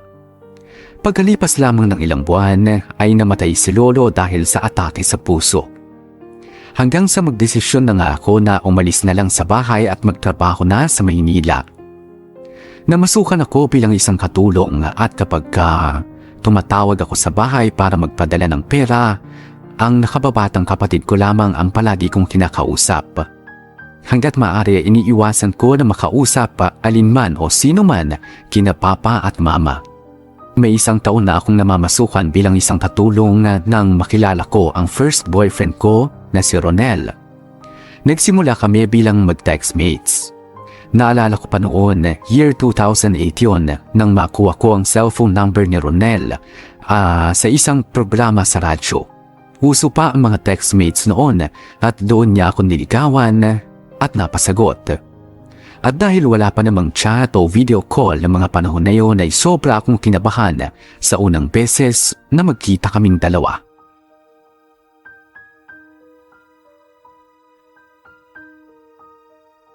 Nasaan na kaya yun? Hindi mo lang sinasagot yung text o tawag ko. Matawagan nga ulit. Hello, Romilly? Ay naku, sa wakas sumagot ka na rin. Nasaan ka na ba? Teka. First date pa lang natin, mag-LQ agad tayo. Eh kasi naman po, kanina pa ako naghihintay sa'yo dito sa fast food. Kanina pa rin po kita tinetext at tinatawagan tapos ngayon ka lang sumagot. Sorry na. Ang hirap kasi mag-text sa jeep kanina, siksikan kami mga pasahero. Pero nasan ka na nga? Eto na, papasok na ako sa fast food. Huwag ka na masungit dyan. Eh wala naman akong nakikita na bagong pumasok sa entrance. Ronel? Oh, bakit Ronel ang tawag mo sa akin? Akala ko ba, babe na yung tawagan natin sa isa't isa. Kakainin ko na to Ito nagugutom na rin kasi ako Sige lang, baka mabilaukan ka. Ronel. Babe, kailangan masanay ka ng tawagin akong babe. Okay. Babe, may gusto sana akong sabihin sa'yo. Bakit parang bigla ka sumeryoso? Alam mo, kung ano man yan, mamaya na lang. Kumain na lang muna tayo habang mainit pa itong mga pagkain na in-order mo. Hindi talaga ako nagagandahan sa sarili ko lalo na nang makarating ako dito sa Maynila at nakita ko ang itsura ng mga babae dito. Kung paano silang manamit, mag-makeup at kung gaano takinis ang mga mukha. Samantalang ako ay medyo magaspang ang kutis, may mga peklat, buhag-hagang buhok at mapimples pa ang mukha ko. Pero kapag kakasama ko si Ronel ay palagi niyang ipinararamdam sa akin na ako na ang pinakamaganda sa paningin niya. Lalo na kapag nasa public place kami at pinititinginan kami ng ibang tao. Guwapo kasi talaga si Ronel. Matangkad siya, ayumanggi ang kulay ng balat, maganda ang mga ngipin at medyo singkit ang mga mata. At kapag ngumingiti siya ay kamukha niya si Romnick Sarmienta. Kaya maraming mga babae ang nagtataas ng kilay kapag nakikita kaming magka-holding hands. Hindi nga nagtagal ay sinabi ko na rin kay Ronel ang tungkol sa madilim kong nakaraan. Naramdaman ko noong una, kahit hindi niya sabihin sa akin ay medyo nahusgahan niya ang pagkatao ko. Siguro nga kasi dahil alam niya na siya ang first boyfriend ko. Ay na-expect din niya na siya ang magiging first experience ko. Akala ko nga ay makikipaghiwalay na siya sa akin pero pagkalipas ng 1 linggo ay kinausap niya ako at humingi siya ng tawad at inamin na hindi raw niya talaga alam ang iisipin noong sinabi ko sa kanya ang lahat. Pero kagaya nga ng pinangako ni Ronel noong unang araw na nagkita kami, ay tinanggap niya ang lahat ng tungkol sa nakaraan ko at tumagal niya ng 4 na taon ang masaya naming relasyon.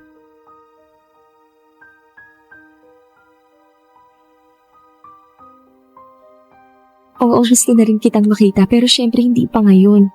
Babe! Busy ka ba? Buka mo naman ako dito sa pinamalengke ko. Basta malapit na. O sige na, ibababa ko na to kasi may gagawin pa ako dito sa apartment. Babe? Babe? Kanina ka pa nandyan? Hindi naman masyado pero kanina pa kita tinatawag, di ka sumasagot. Sino ba kausap mo dyan? Wala. Yung kapatid ko lang. Tapos ka ng mamalengke? Anong mga pinamili mo? Isda, saka gulay. Halika, ayusin na natin. Mukhang sariwa tong mga isda at gulay na nabili na. Siyempre, ang agaw kayo na malengke kanina. Bakit mo pinatay? Wala. Kasi kakaliskisan ko na tong isda. Mamaya ko na lang sasagutin yung tawag niya. Malamang kapatid ko na naman yun at manghihingi ng pera. Di ba kakapadala mo pala sa kanila ng 1 linggo? Oo. Alam mo naman si Mama palaging humihingi ng pera na para sa maintenance na gamot ni Papa, di ba? Alam mo, sagutin mo na muna yung tawag. Ako na muna magkakaliskis ng isda. Baka kasi importante yan, kaya siya tawag ng tawag sa'yo. Hindi na. Hayaan mo na siya, ayusin ko muna tong isda. Ako na lang sasagot habang busy ka dyan. Teka, bakit mo kinuha yung cellphone sa bulsa ko? Sino tong si Abit? Tsaka bakit naka3 miss call na siya sa'yo? Akala ko ba kapatid mo yung tumatawag sa'yo kanina pa? Ibalik mo na yung cellphone ko, wala lang yan. Nag-text pa. Akin na kasi sabi yan eh. Bakit hindi ka sumasagot? Text mo kapag hindi ka na busy. I love you. Sino ba to? Tapat ka nga sa akin, Romilly. Niloloko mo ba ako? Hindi. Sino tong Abit na kanina pa tumatawag sa'yo, tinatawag ka pang mahal? Ha? Bakit siya nag-I love you sa'yo? Ano? Iiyak ka na lang dyan? O ba't di ka magsasalita? Sabihin mo sa akin ng totoo, sino tong lalaking to? Ronel, sorry. Anong sorry? Bakit ka nagsasorry? Yung paliwanag mo ang gusto kong marinig, huwag mo ko idaan sa payak-yak mo na yan. Oo na, sige na. Niloloko kita. May iba akong lalaki na palaging ka-text at kausap, okay na ba? Romilyn, minahal kita. Tinanggap ko lahat ng tungkol sa nakaraan mo. Alam ko naman yun. Pero hindi mo pa rin maalis yung takot sa akin na baka isang araw magsawa ka sa akin at makakita ng masigit pa sa akin. Sinabi ko naman sa'yo, di ba? Pinaramdam ko sa lahat ng paraan na alam ko na ikaw lang ang mahal ko. Natatakot pa rin nga akong mag-isa sa oras na iwanan mo ko para sa ibang babae. Kaya nang lalaki ka na lang. Para palagi ka may reserba, ganun ba? Ha? Yung lalaki nakikita ko kasabi mo papunta doon sa pinagtatrabahuhan mo. Lalaki mo rin ba siya, ha? Hindi. Talaga? Ngayon ka pa ba magsisinungaling sa akin, ha? Ano? Aminin mo, lalaki mo rin ba yun, ha? Oo, sige! Inaamin ko na isa siya sa mga nanliligaw sa akin. Nagpapaligaw ka kahit may boyfriend ka na? Ronel, hindi mo kasi ako naiintindihan. Hindi ko talaga maiintindihan. Sabihin mo nga sa akin, ilan kami? Sorry. Huwag kang mag-sorry dahil gusto ko malaman yan kung ilan kami lalaki pinagsasabay-sabay mo. Ilan silang nilalandi mo habang may relasyon tayong dalawa? Ano? 4. Pero Ronel, maniwala ka. Ikaw lang yung mahal ko. Sa'yo lang ako seryoso. At gusto mo pa talaga matuwa ako sa sinasabi mong yan? Romilyn, hindi ko na maintindihan eh. Bakit kailangan mo paggawid to? Sa 4 na taong relasyon natin. Nahuli mo ba ako ng babae, ha? Di ba hindi naman? Kasi hindi kita kayang lokohin. Hindi ko kaya gawin sa'yo kung ano man itong ginagawa mo sa akin ngayon. Sorry. Sorry talaga. Tatapusin ko na yung komunikasyon ko sa kanila tapos ayusin na lang natin to. At sa tingin mo ganun lang kadali yun? Wala akong ibang ginawa kundi paramdam sa'yo na mahal kita. At ikaw lang ang nag-iisang babae sa buhay ko. Tapos ito lang pala isusukli mo sa akin. Kaya nga ayusin na lang natin to eh. Kasi ayoko mawala ka sa akin. Ayoko mawala ka sa buhay ko. Di sana, inisip mo yan bago ka pa gumawa ng kalokohan. Sana iniuna mong i-appreciate lahat ng effort ko para patatagin itong relasyon na to kaysa dyan sa buwisit at takot na sinasabi mo. Tapusin na natin lahat ngayon.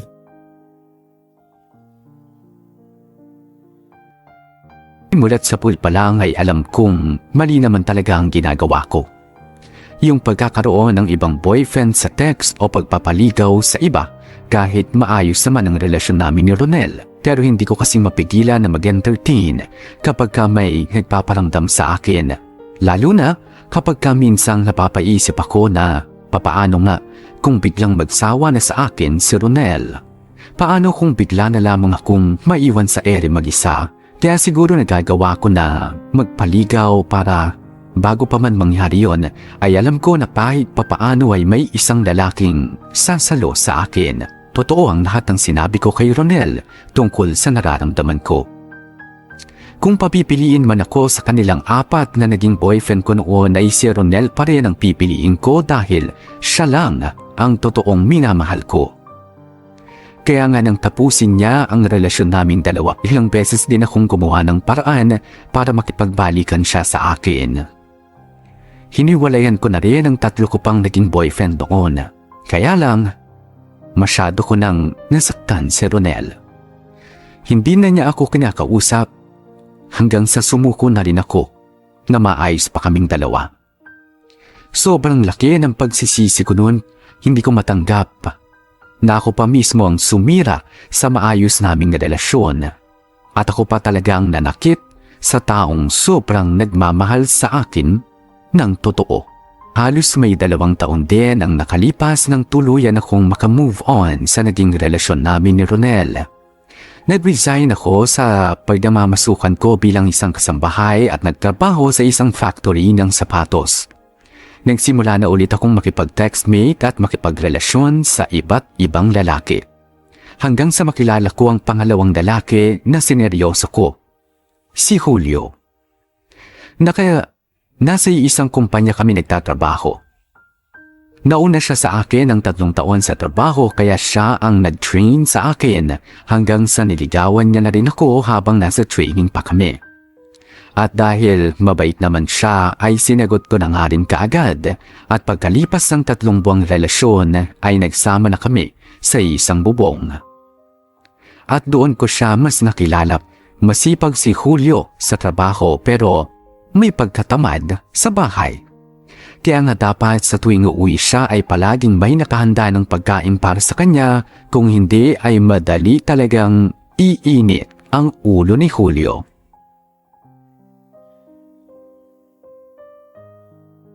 Ayos na siguro itong niluluto ko. Patikman nga. Ang asim! Sigurado ako magugustuhan ni Julio itong sinigang ko dahil paborito niya to. Ay, grabe yung traffic. Mabuti naman at nakauwi ka na, mahal. Kakatapos ko lang magluto. Alam mo ba na dapat kanina pa ako nakauwi? Kung hindi lang may banggaan dun sa dinaanan ng tricycle na sinakyan ko. Sabi ko naman kasi sa iba na lang dumaan, ayaw makinig eh. Oh, wag ka nang mainit ang ulo. Mabuti pa magpalit ka na ng damit para makakain na tayo ng hapunan. Ano ba ulam natin? Siyempre, niluto ko yung paborito mo na sinigang na bangus. Mukhang mawawala nga init ng ulo ko. Pero, mahal, parang mas gusto ko na maunang kainin yung panghimagas eh. Mahal, ano ba? Nakikiliti ako. Alisin mo na tong damit mo at magbihis ka na sa kwarto. Ako na maglalagay nito sa labada. Sige na nga. Dali mo na tong damit ko. Bibihis lang ako saglit. Bakit parang iba na naman yung amoy ng pabango sa damit ni Julio? Hindi ito yung pabango na ginagamit niya bago siya umalis ng bahay. Mahal, maliligo na rin ako saglit ha. Naaasiman na ako sa amoy ng katawan ko eh. Sige lang. Tignan ko nga tong bulsa ng bag niya. Kaninong underwear to? Mahal, hindi mo ba nakita yung isang t-shirt ko na kulay pula? Hinanap ko sa cabinet pero anong ginagawa mo sa bag ko? May tinitignan lang ako.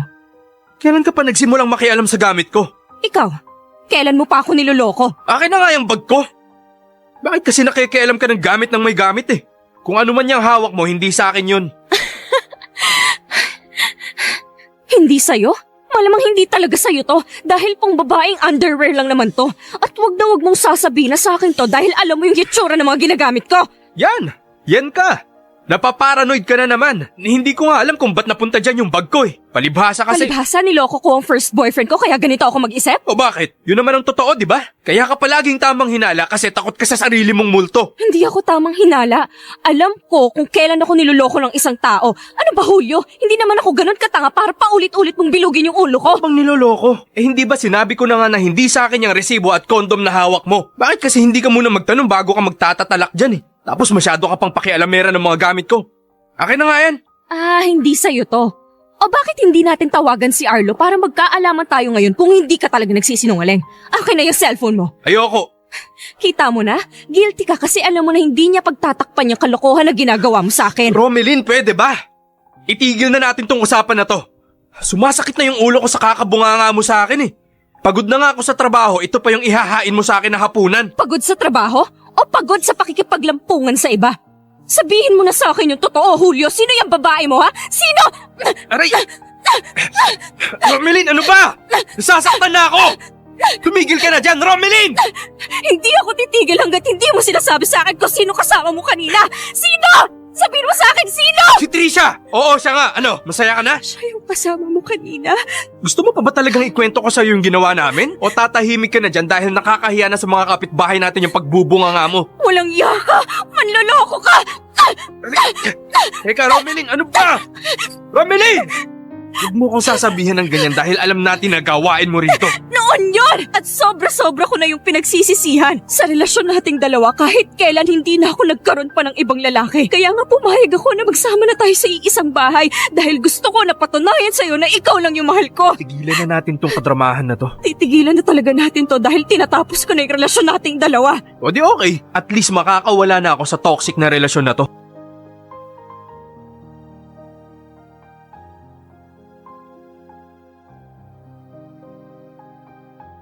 Si Julio na nga yata ang naging karma ko. Ganoon pala talaga kasakit ang ginawa kong panloloko kay Ronel noon.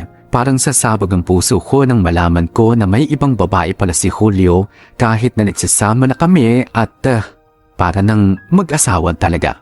Hindi ko lang maintindihan na bakit kailangan niyang gawin yun kung ipinararamdam ko naman sa kanya at pinatutunayan na walang ibang lalaki sa buhay ko kung hindi siya lamang.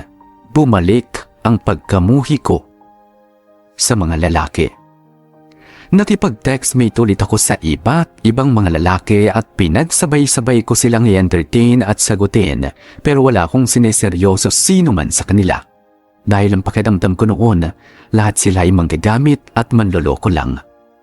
Sobra akong nalungkot, mabuti na lamang at naisipan ng nakababata kong kapatid na si Ellie na lumuwas ng Maynila para magtrabaho nang makapagtapos siya ng high school. Sa isang mall siya nagtrabaho at magkasama kami sa apartment. Kahit papaano, kapag kasama ko ang kapatid ko, ay nababawasan naman ang lungkot na nararamdaman ko.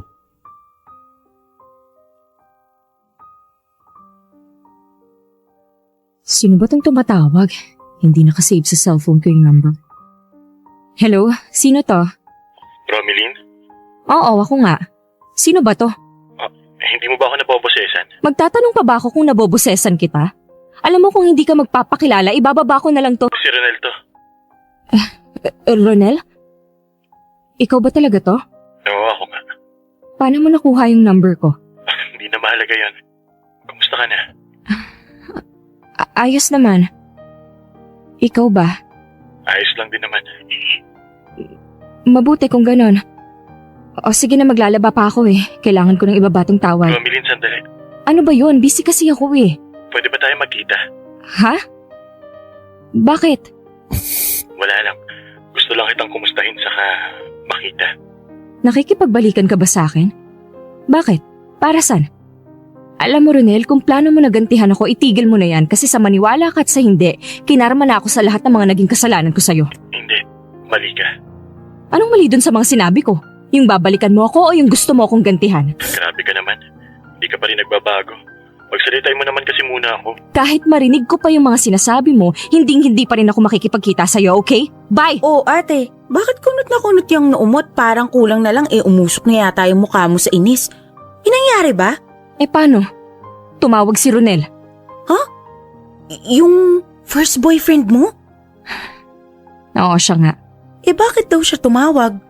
Tumawag daw siya para mangumusta. Nangangamusta lang pala? Bakit nangangamatis na sa pulay ang mukha mo? Kasi gusto niya raw makipagkita sa akin. Talaga? Anong sagot mo? Siyempre ang sabi ko ayoko tapos binabaan ko na ng telepono. Bakit mo naman ginawa yun? Hindi ka naman niya binastos habang kausap mo siya, di ba? Niyaya ka lang palang makipag-date, sana pinush mo na. Hindi nga. Pero ayoko nga siyang makita at makausap kasi... Teka nga, bakit ba parang mas excited ka pa na makita ko siya? Siyempre hindi, no? Alam ko lang kasi na sa lahat ng mga naging ex mo, siya yung pinakasineryoso mo. Pero ate, mahal mo pa rin naman siya, di ba? Oo, siguro ewan. Mas nangingibabaw kasi yung takot sa nararamdaman ko. Yung takot na baka gantihan niya ako sa ginawa kong pananakit sa kanya nun. Pero 'di ba, yung takot din na yun yung naging dahilan kung bakit kayo naghiwalay dati? Alam mo kasi ate, minsan ang paraan para maging masaya tayo, labanan at alisin natin yung takot na nararamdaman natin. Sandali lang! Sabi ng sandali lang eh! Sino ba tong katok ng katok? Nakakaabala sa pagluluto ko. Bakit ba ang aga-aga katok ka ng katok? Ano bang... Ronel? Hi, Romeline. Anong ginagawa mo dito? Dinadalaw ka kasi ayaw mo sagutin yung mga tawag at text ko sa'yo. Kasi nga, ayaw kitang makita o makausap. Hindi pa ba malinaw yun? Saka nakakaloka ka, paano mo nalaman tong address ng apartment namin? Kay Ellie. Kinontak ko siya sa Facebook at humingi ako ng tulong sa kanya. Sabi na nga ba eh. Kaya kakaiba yung kinikilos ng kapatid ko. Huwag mo siyang pagalitan. Ako naman yun ang ulit sa kanya na ibigay yung cellphone number mo at itong address niyo. Nakabla kasi ako sa lahat ng social media account mo eh. At si Ellie lang yung nakita kong paraan para makausap kita ulit. Sige na, hindi ko napapagalitan yung kapatid ko pero please lang. Umalis ka na dahil nakakaabala ka na sa akin.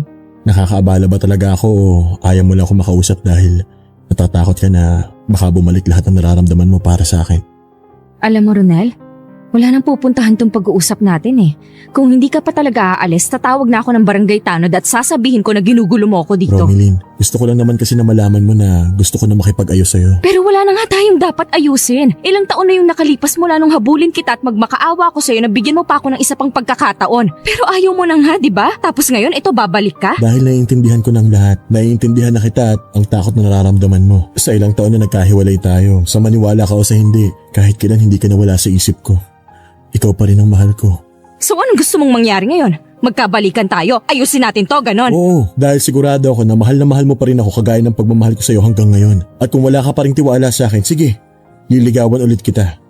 Maghihintay ako hanggang sa mawala yung takot na nararamdaman mo at magawa mo ulit magtiwala sa akin. Ronel, ano bang sinasabi mo? Alam ko naman na nagawa mo lang yun noon kasi takot ka na maloko at maiwan mag-isa.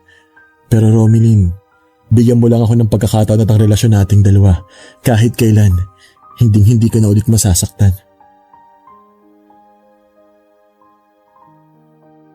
Hindi nga nagtagal ay nagkapalikan kaming dalawa ni Ronel. Siguro, ang dahilan kung bakit walang lalaki na tumatagal sa buhay ko ay dahil hindi na ako marunong magtiwala. Pero dahil nga kay Ronel ay unti-unti nang nawala ang takot ko na magmahal ng totoo at masaktan lang sa huli. Kung dati ay nag-e-effort na siya sa relasyon naming dalawa, alam niyo bang dumoble pa yun ngayong may pangalawang pagkakataon na ibinigay kami para sa isa't isa. Wala na nga halos akong mahihiling pa dahil iba talaga mag-alaga at magmahal si Ronel.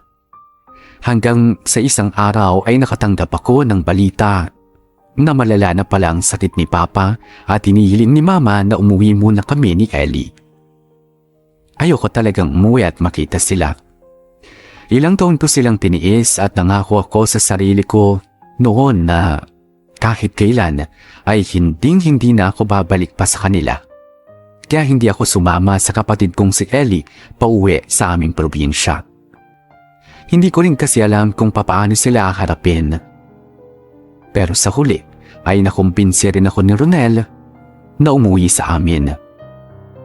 Kahit pagbali-baliktarin pa rin daw namin ang mundo ay hindi ako mabubuo kung hindi dahil sa mga magulang ko.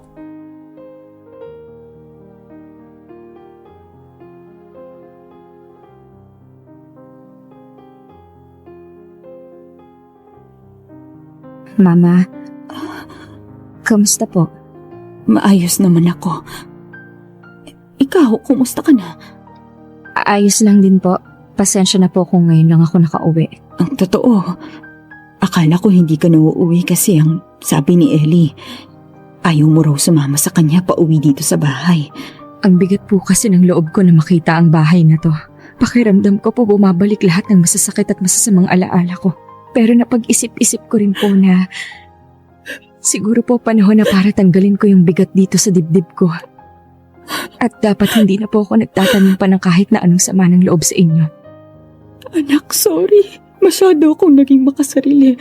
Kung ginawa ko lang ang tama noon, hindi ka sana nawala sa bahay na to. Hindi sana nasira ang pamilya na to. Nung una, hindi ko po talaga naiintindihan kung bakit nangyayari yun nun. Kung paano niyo po nagagawa magbulag-bulagan at magbingi-bingihan sa mga ginagawa sa akin ni Papa at Lolo. Nanay ko po kayo.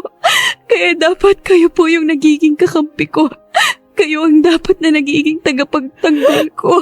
Patawarin mo ako, Romilyn. Patawarin mo ang mama mo. Matagal na akong nagsisi sa lahat ng pagkukulang ko sa'yo. Hindi ko dapat hinayaan na mangyari ang lahat. Sana mapatawad mo pa ako, anak, kasi ako hindi ko magawang patawarin ang sarili ko. Huwag po kayong lumuhod. Alam ko pong mahirap pero gusto ko na pong kalimutan lahat. Hindi po ako umuwi kaagad kasi nakukonsensya po ako. Dahil pakiramdam ko, ako ang dahilan kung bakit tuluyang nasira ang pamilya natin. Matagal nang sira ang pamilya natin. Ako lang naman ang nagpupumilit na ayusin ito. Kasi nahihiya ako sa sasabihin ng ibang tao sa atin. Na dapat wala akong pakialam. Mas pinahalagahan ko pa yung iisipin nila kaysa sa inyo ng mga anak ko. Hindi pa naman po siguro huli ang lahat. Kaya po nandito ako ngayon. Kasi gusto ko na pong alisin yung bigat na nararamdaman ko dito sa dibdib ko. At kahit saan naman po natin tignan, magulang ko pa rin po kayo. Salamat. Salamat, anak. Akala ko hindi na ulit kita makikita. Akala ko hindi na kita mayayaka. Pinag-isipan ko po ito ng matagal bago ako nagdesisyong umuwi. Si Papa po pala. Kamusta na po siya?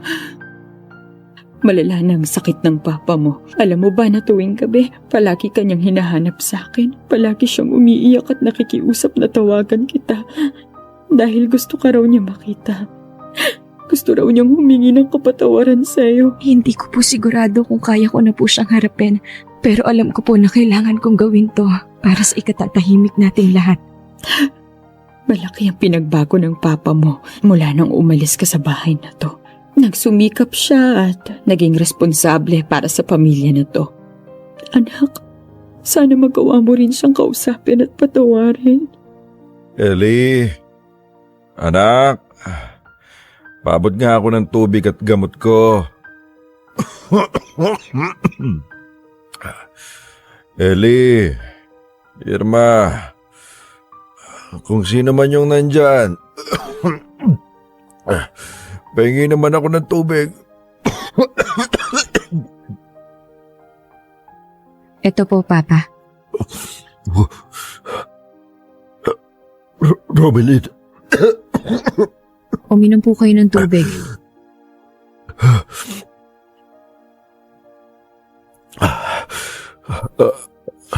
Kailan ka pa nakauwi? Kanina lang po. Tulog po kayo nang dumating ako kaya hindi ko po muna kayo ginising. Bakit ngayon ka lang dumalaw dito sa bahay? Naging busy po kasi ako sa trabaho ko. Pero palagi naman po ako nagpapadala ng pera. Hindi naman palaging pera lang yung importante sa mundo. Galit ka pa rin ba sa akin? Yung totoo po? Parang kahit kailan hindi na po mawawala yung galit ko sa inyo. May karapatan ka namang maramdaman yan eh. Dahil hindi ako naging mabuting padre di pamilya. Hindi ako naging mabuting ama lalo na sa'yo. Pero anak, gusto kong malaman mo na pinagsisisihan ko na lahat ng mga naging kasalanan ko. Hindi ko na alam kung kailan mo pa ako magagawang patawarin pero Pero sana bago man lang ako mamatay, mapatawad mo na ako. Kahit naman po ako hindi ko rin po alam kung kailan ko kayo kayang patawarin sa lahat ng mga ginawa niyo sa akin. Pero pa, alam kong ito po yung kailangan. Dahil ayoko pong habang buhay, may dinadala akong mabigat dito sa dibdib ko. Pinilit kong magbago. Maniwala ka. Pinilit kong magbago para sa iyo at sa pamilya na ito. Pero Papa, kahit ano pong gawin niyo, hindi na po magbabago yung mga nangyari. Hindi niyo na po ba ibabalik yung kinabukasan ko na sinira niyo ni Lolo? Ang tagal ko na pong gustong umuwi dito dahil gustong-gusto ko na pong bumawi sa mga kapatid ko at sa pamilya na to. Pero sa tuwing iisipin ko lang po na makikita ko kayo, nangihina na po kaagad ako dahil bumabalik lahat ng sakit na mga ginagawa niyo sa akin.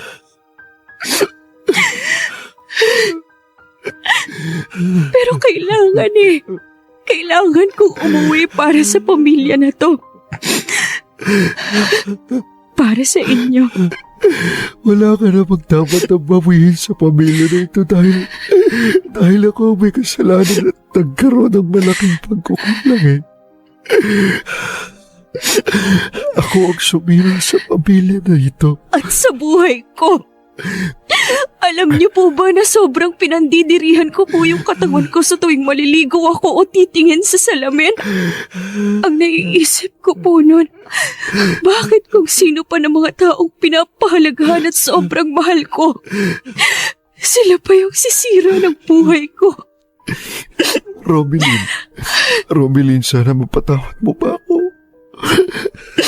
Kung pwede ko lang ibalik yung nakaraan.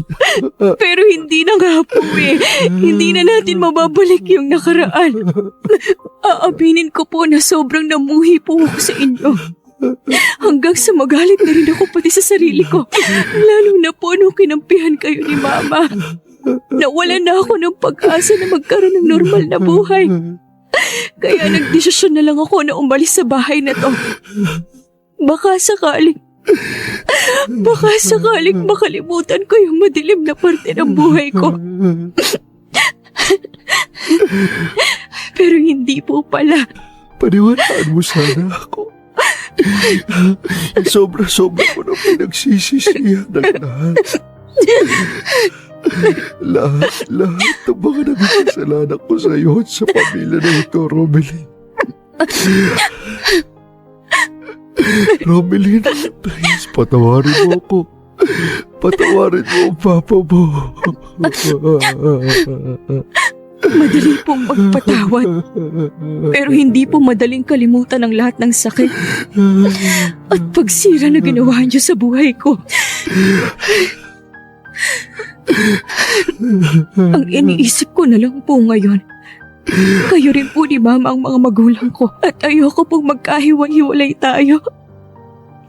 Na habang buhay na may bigat na dinadala dito sa mga dibdib natin.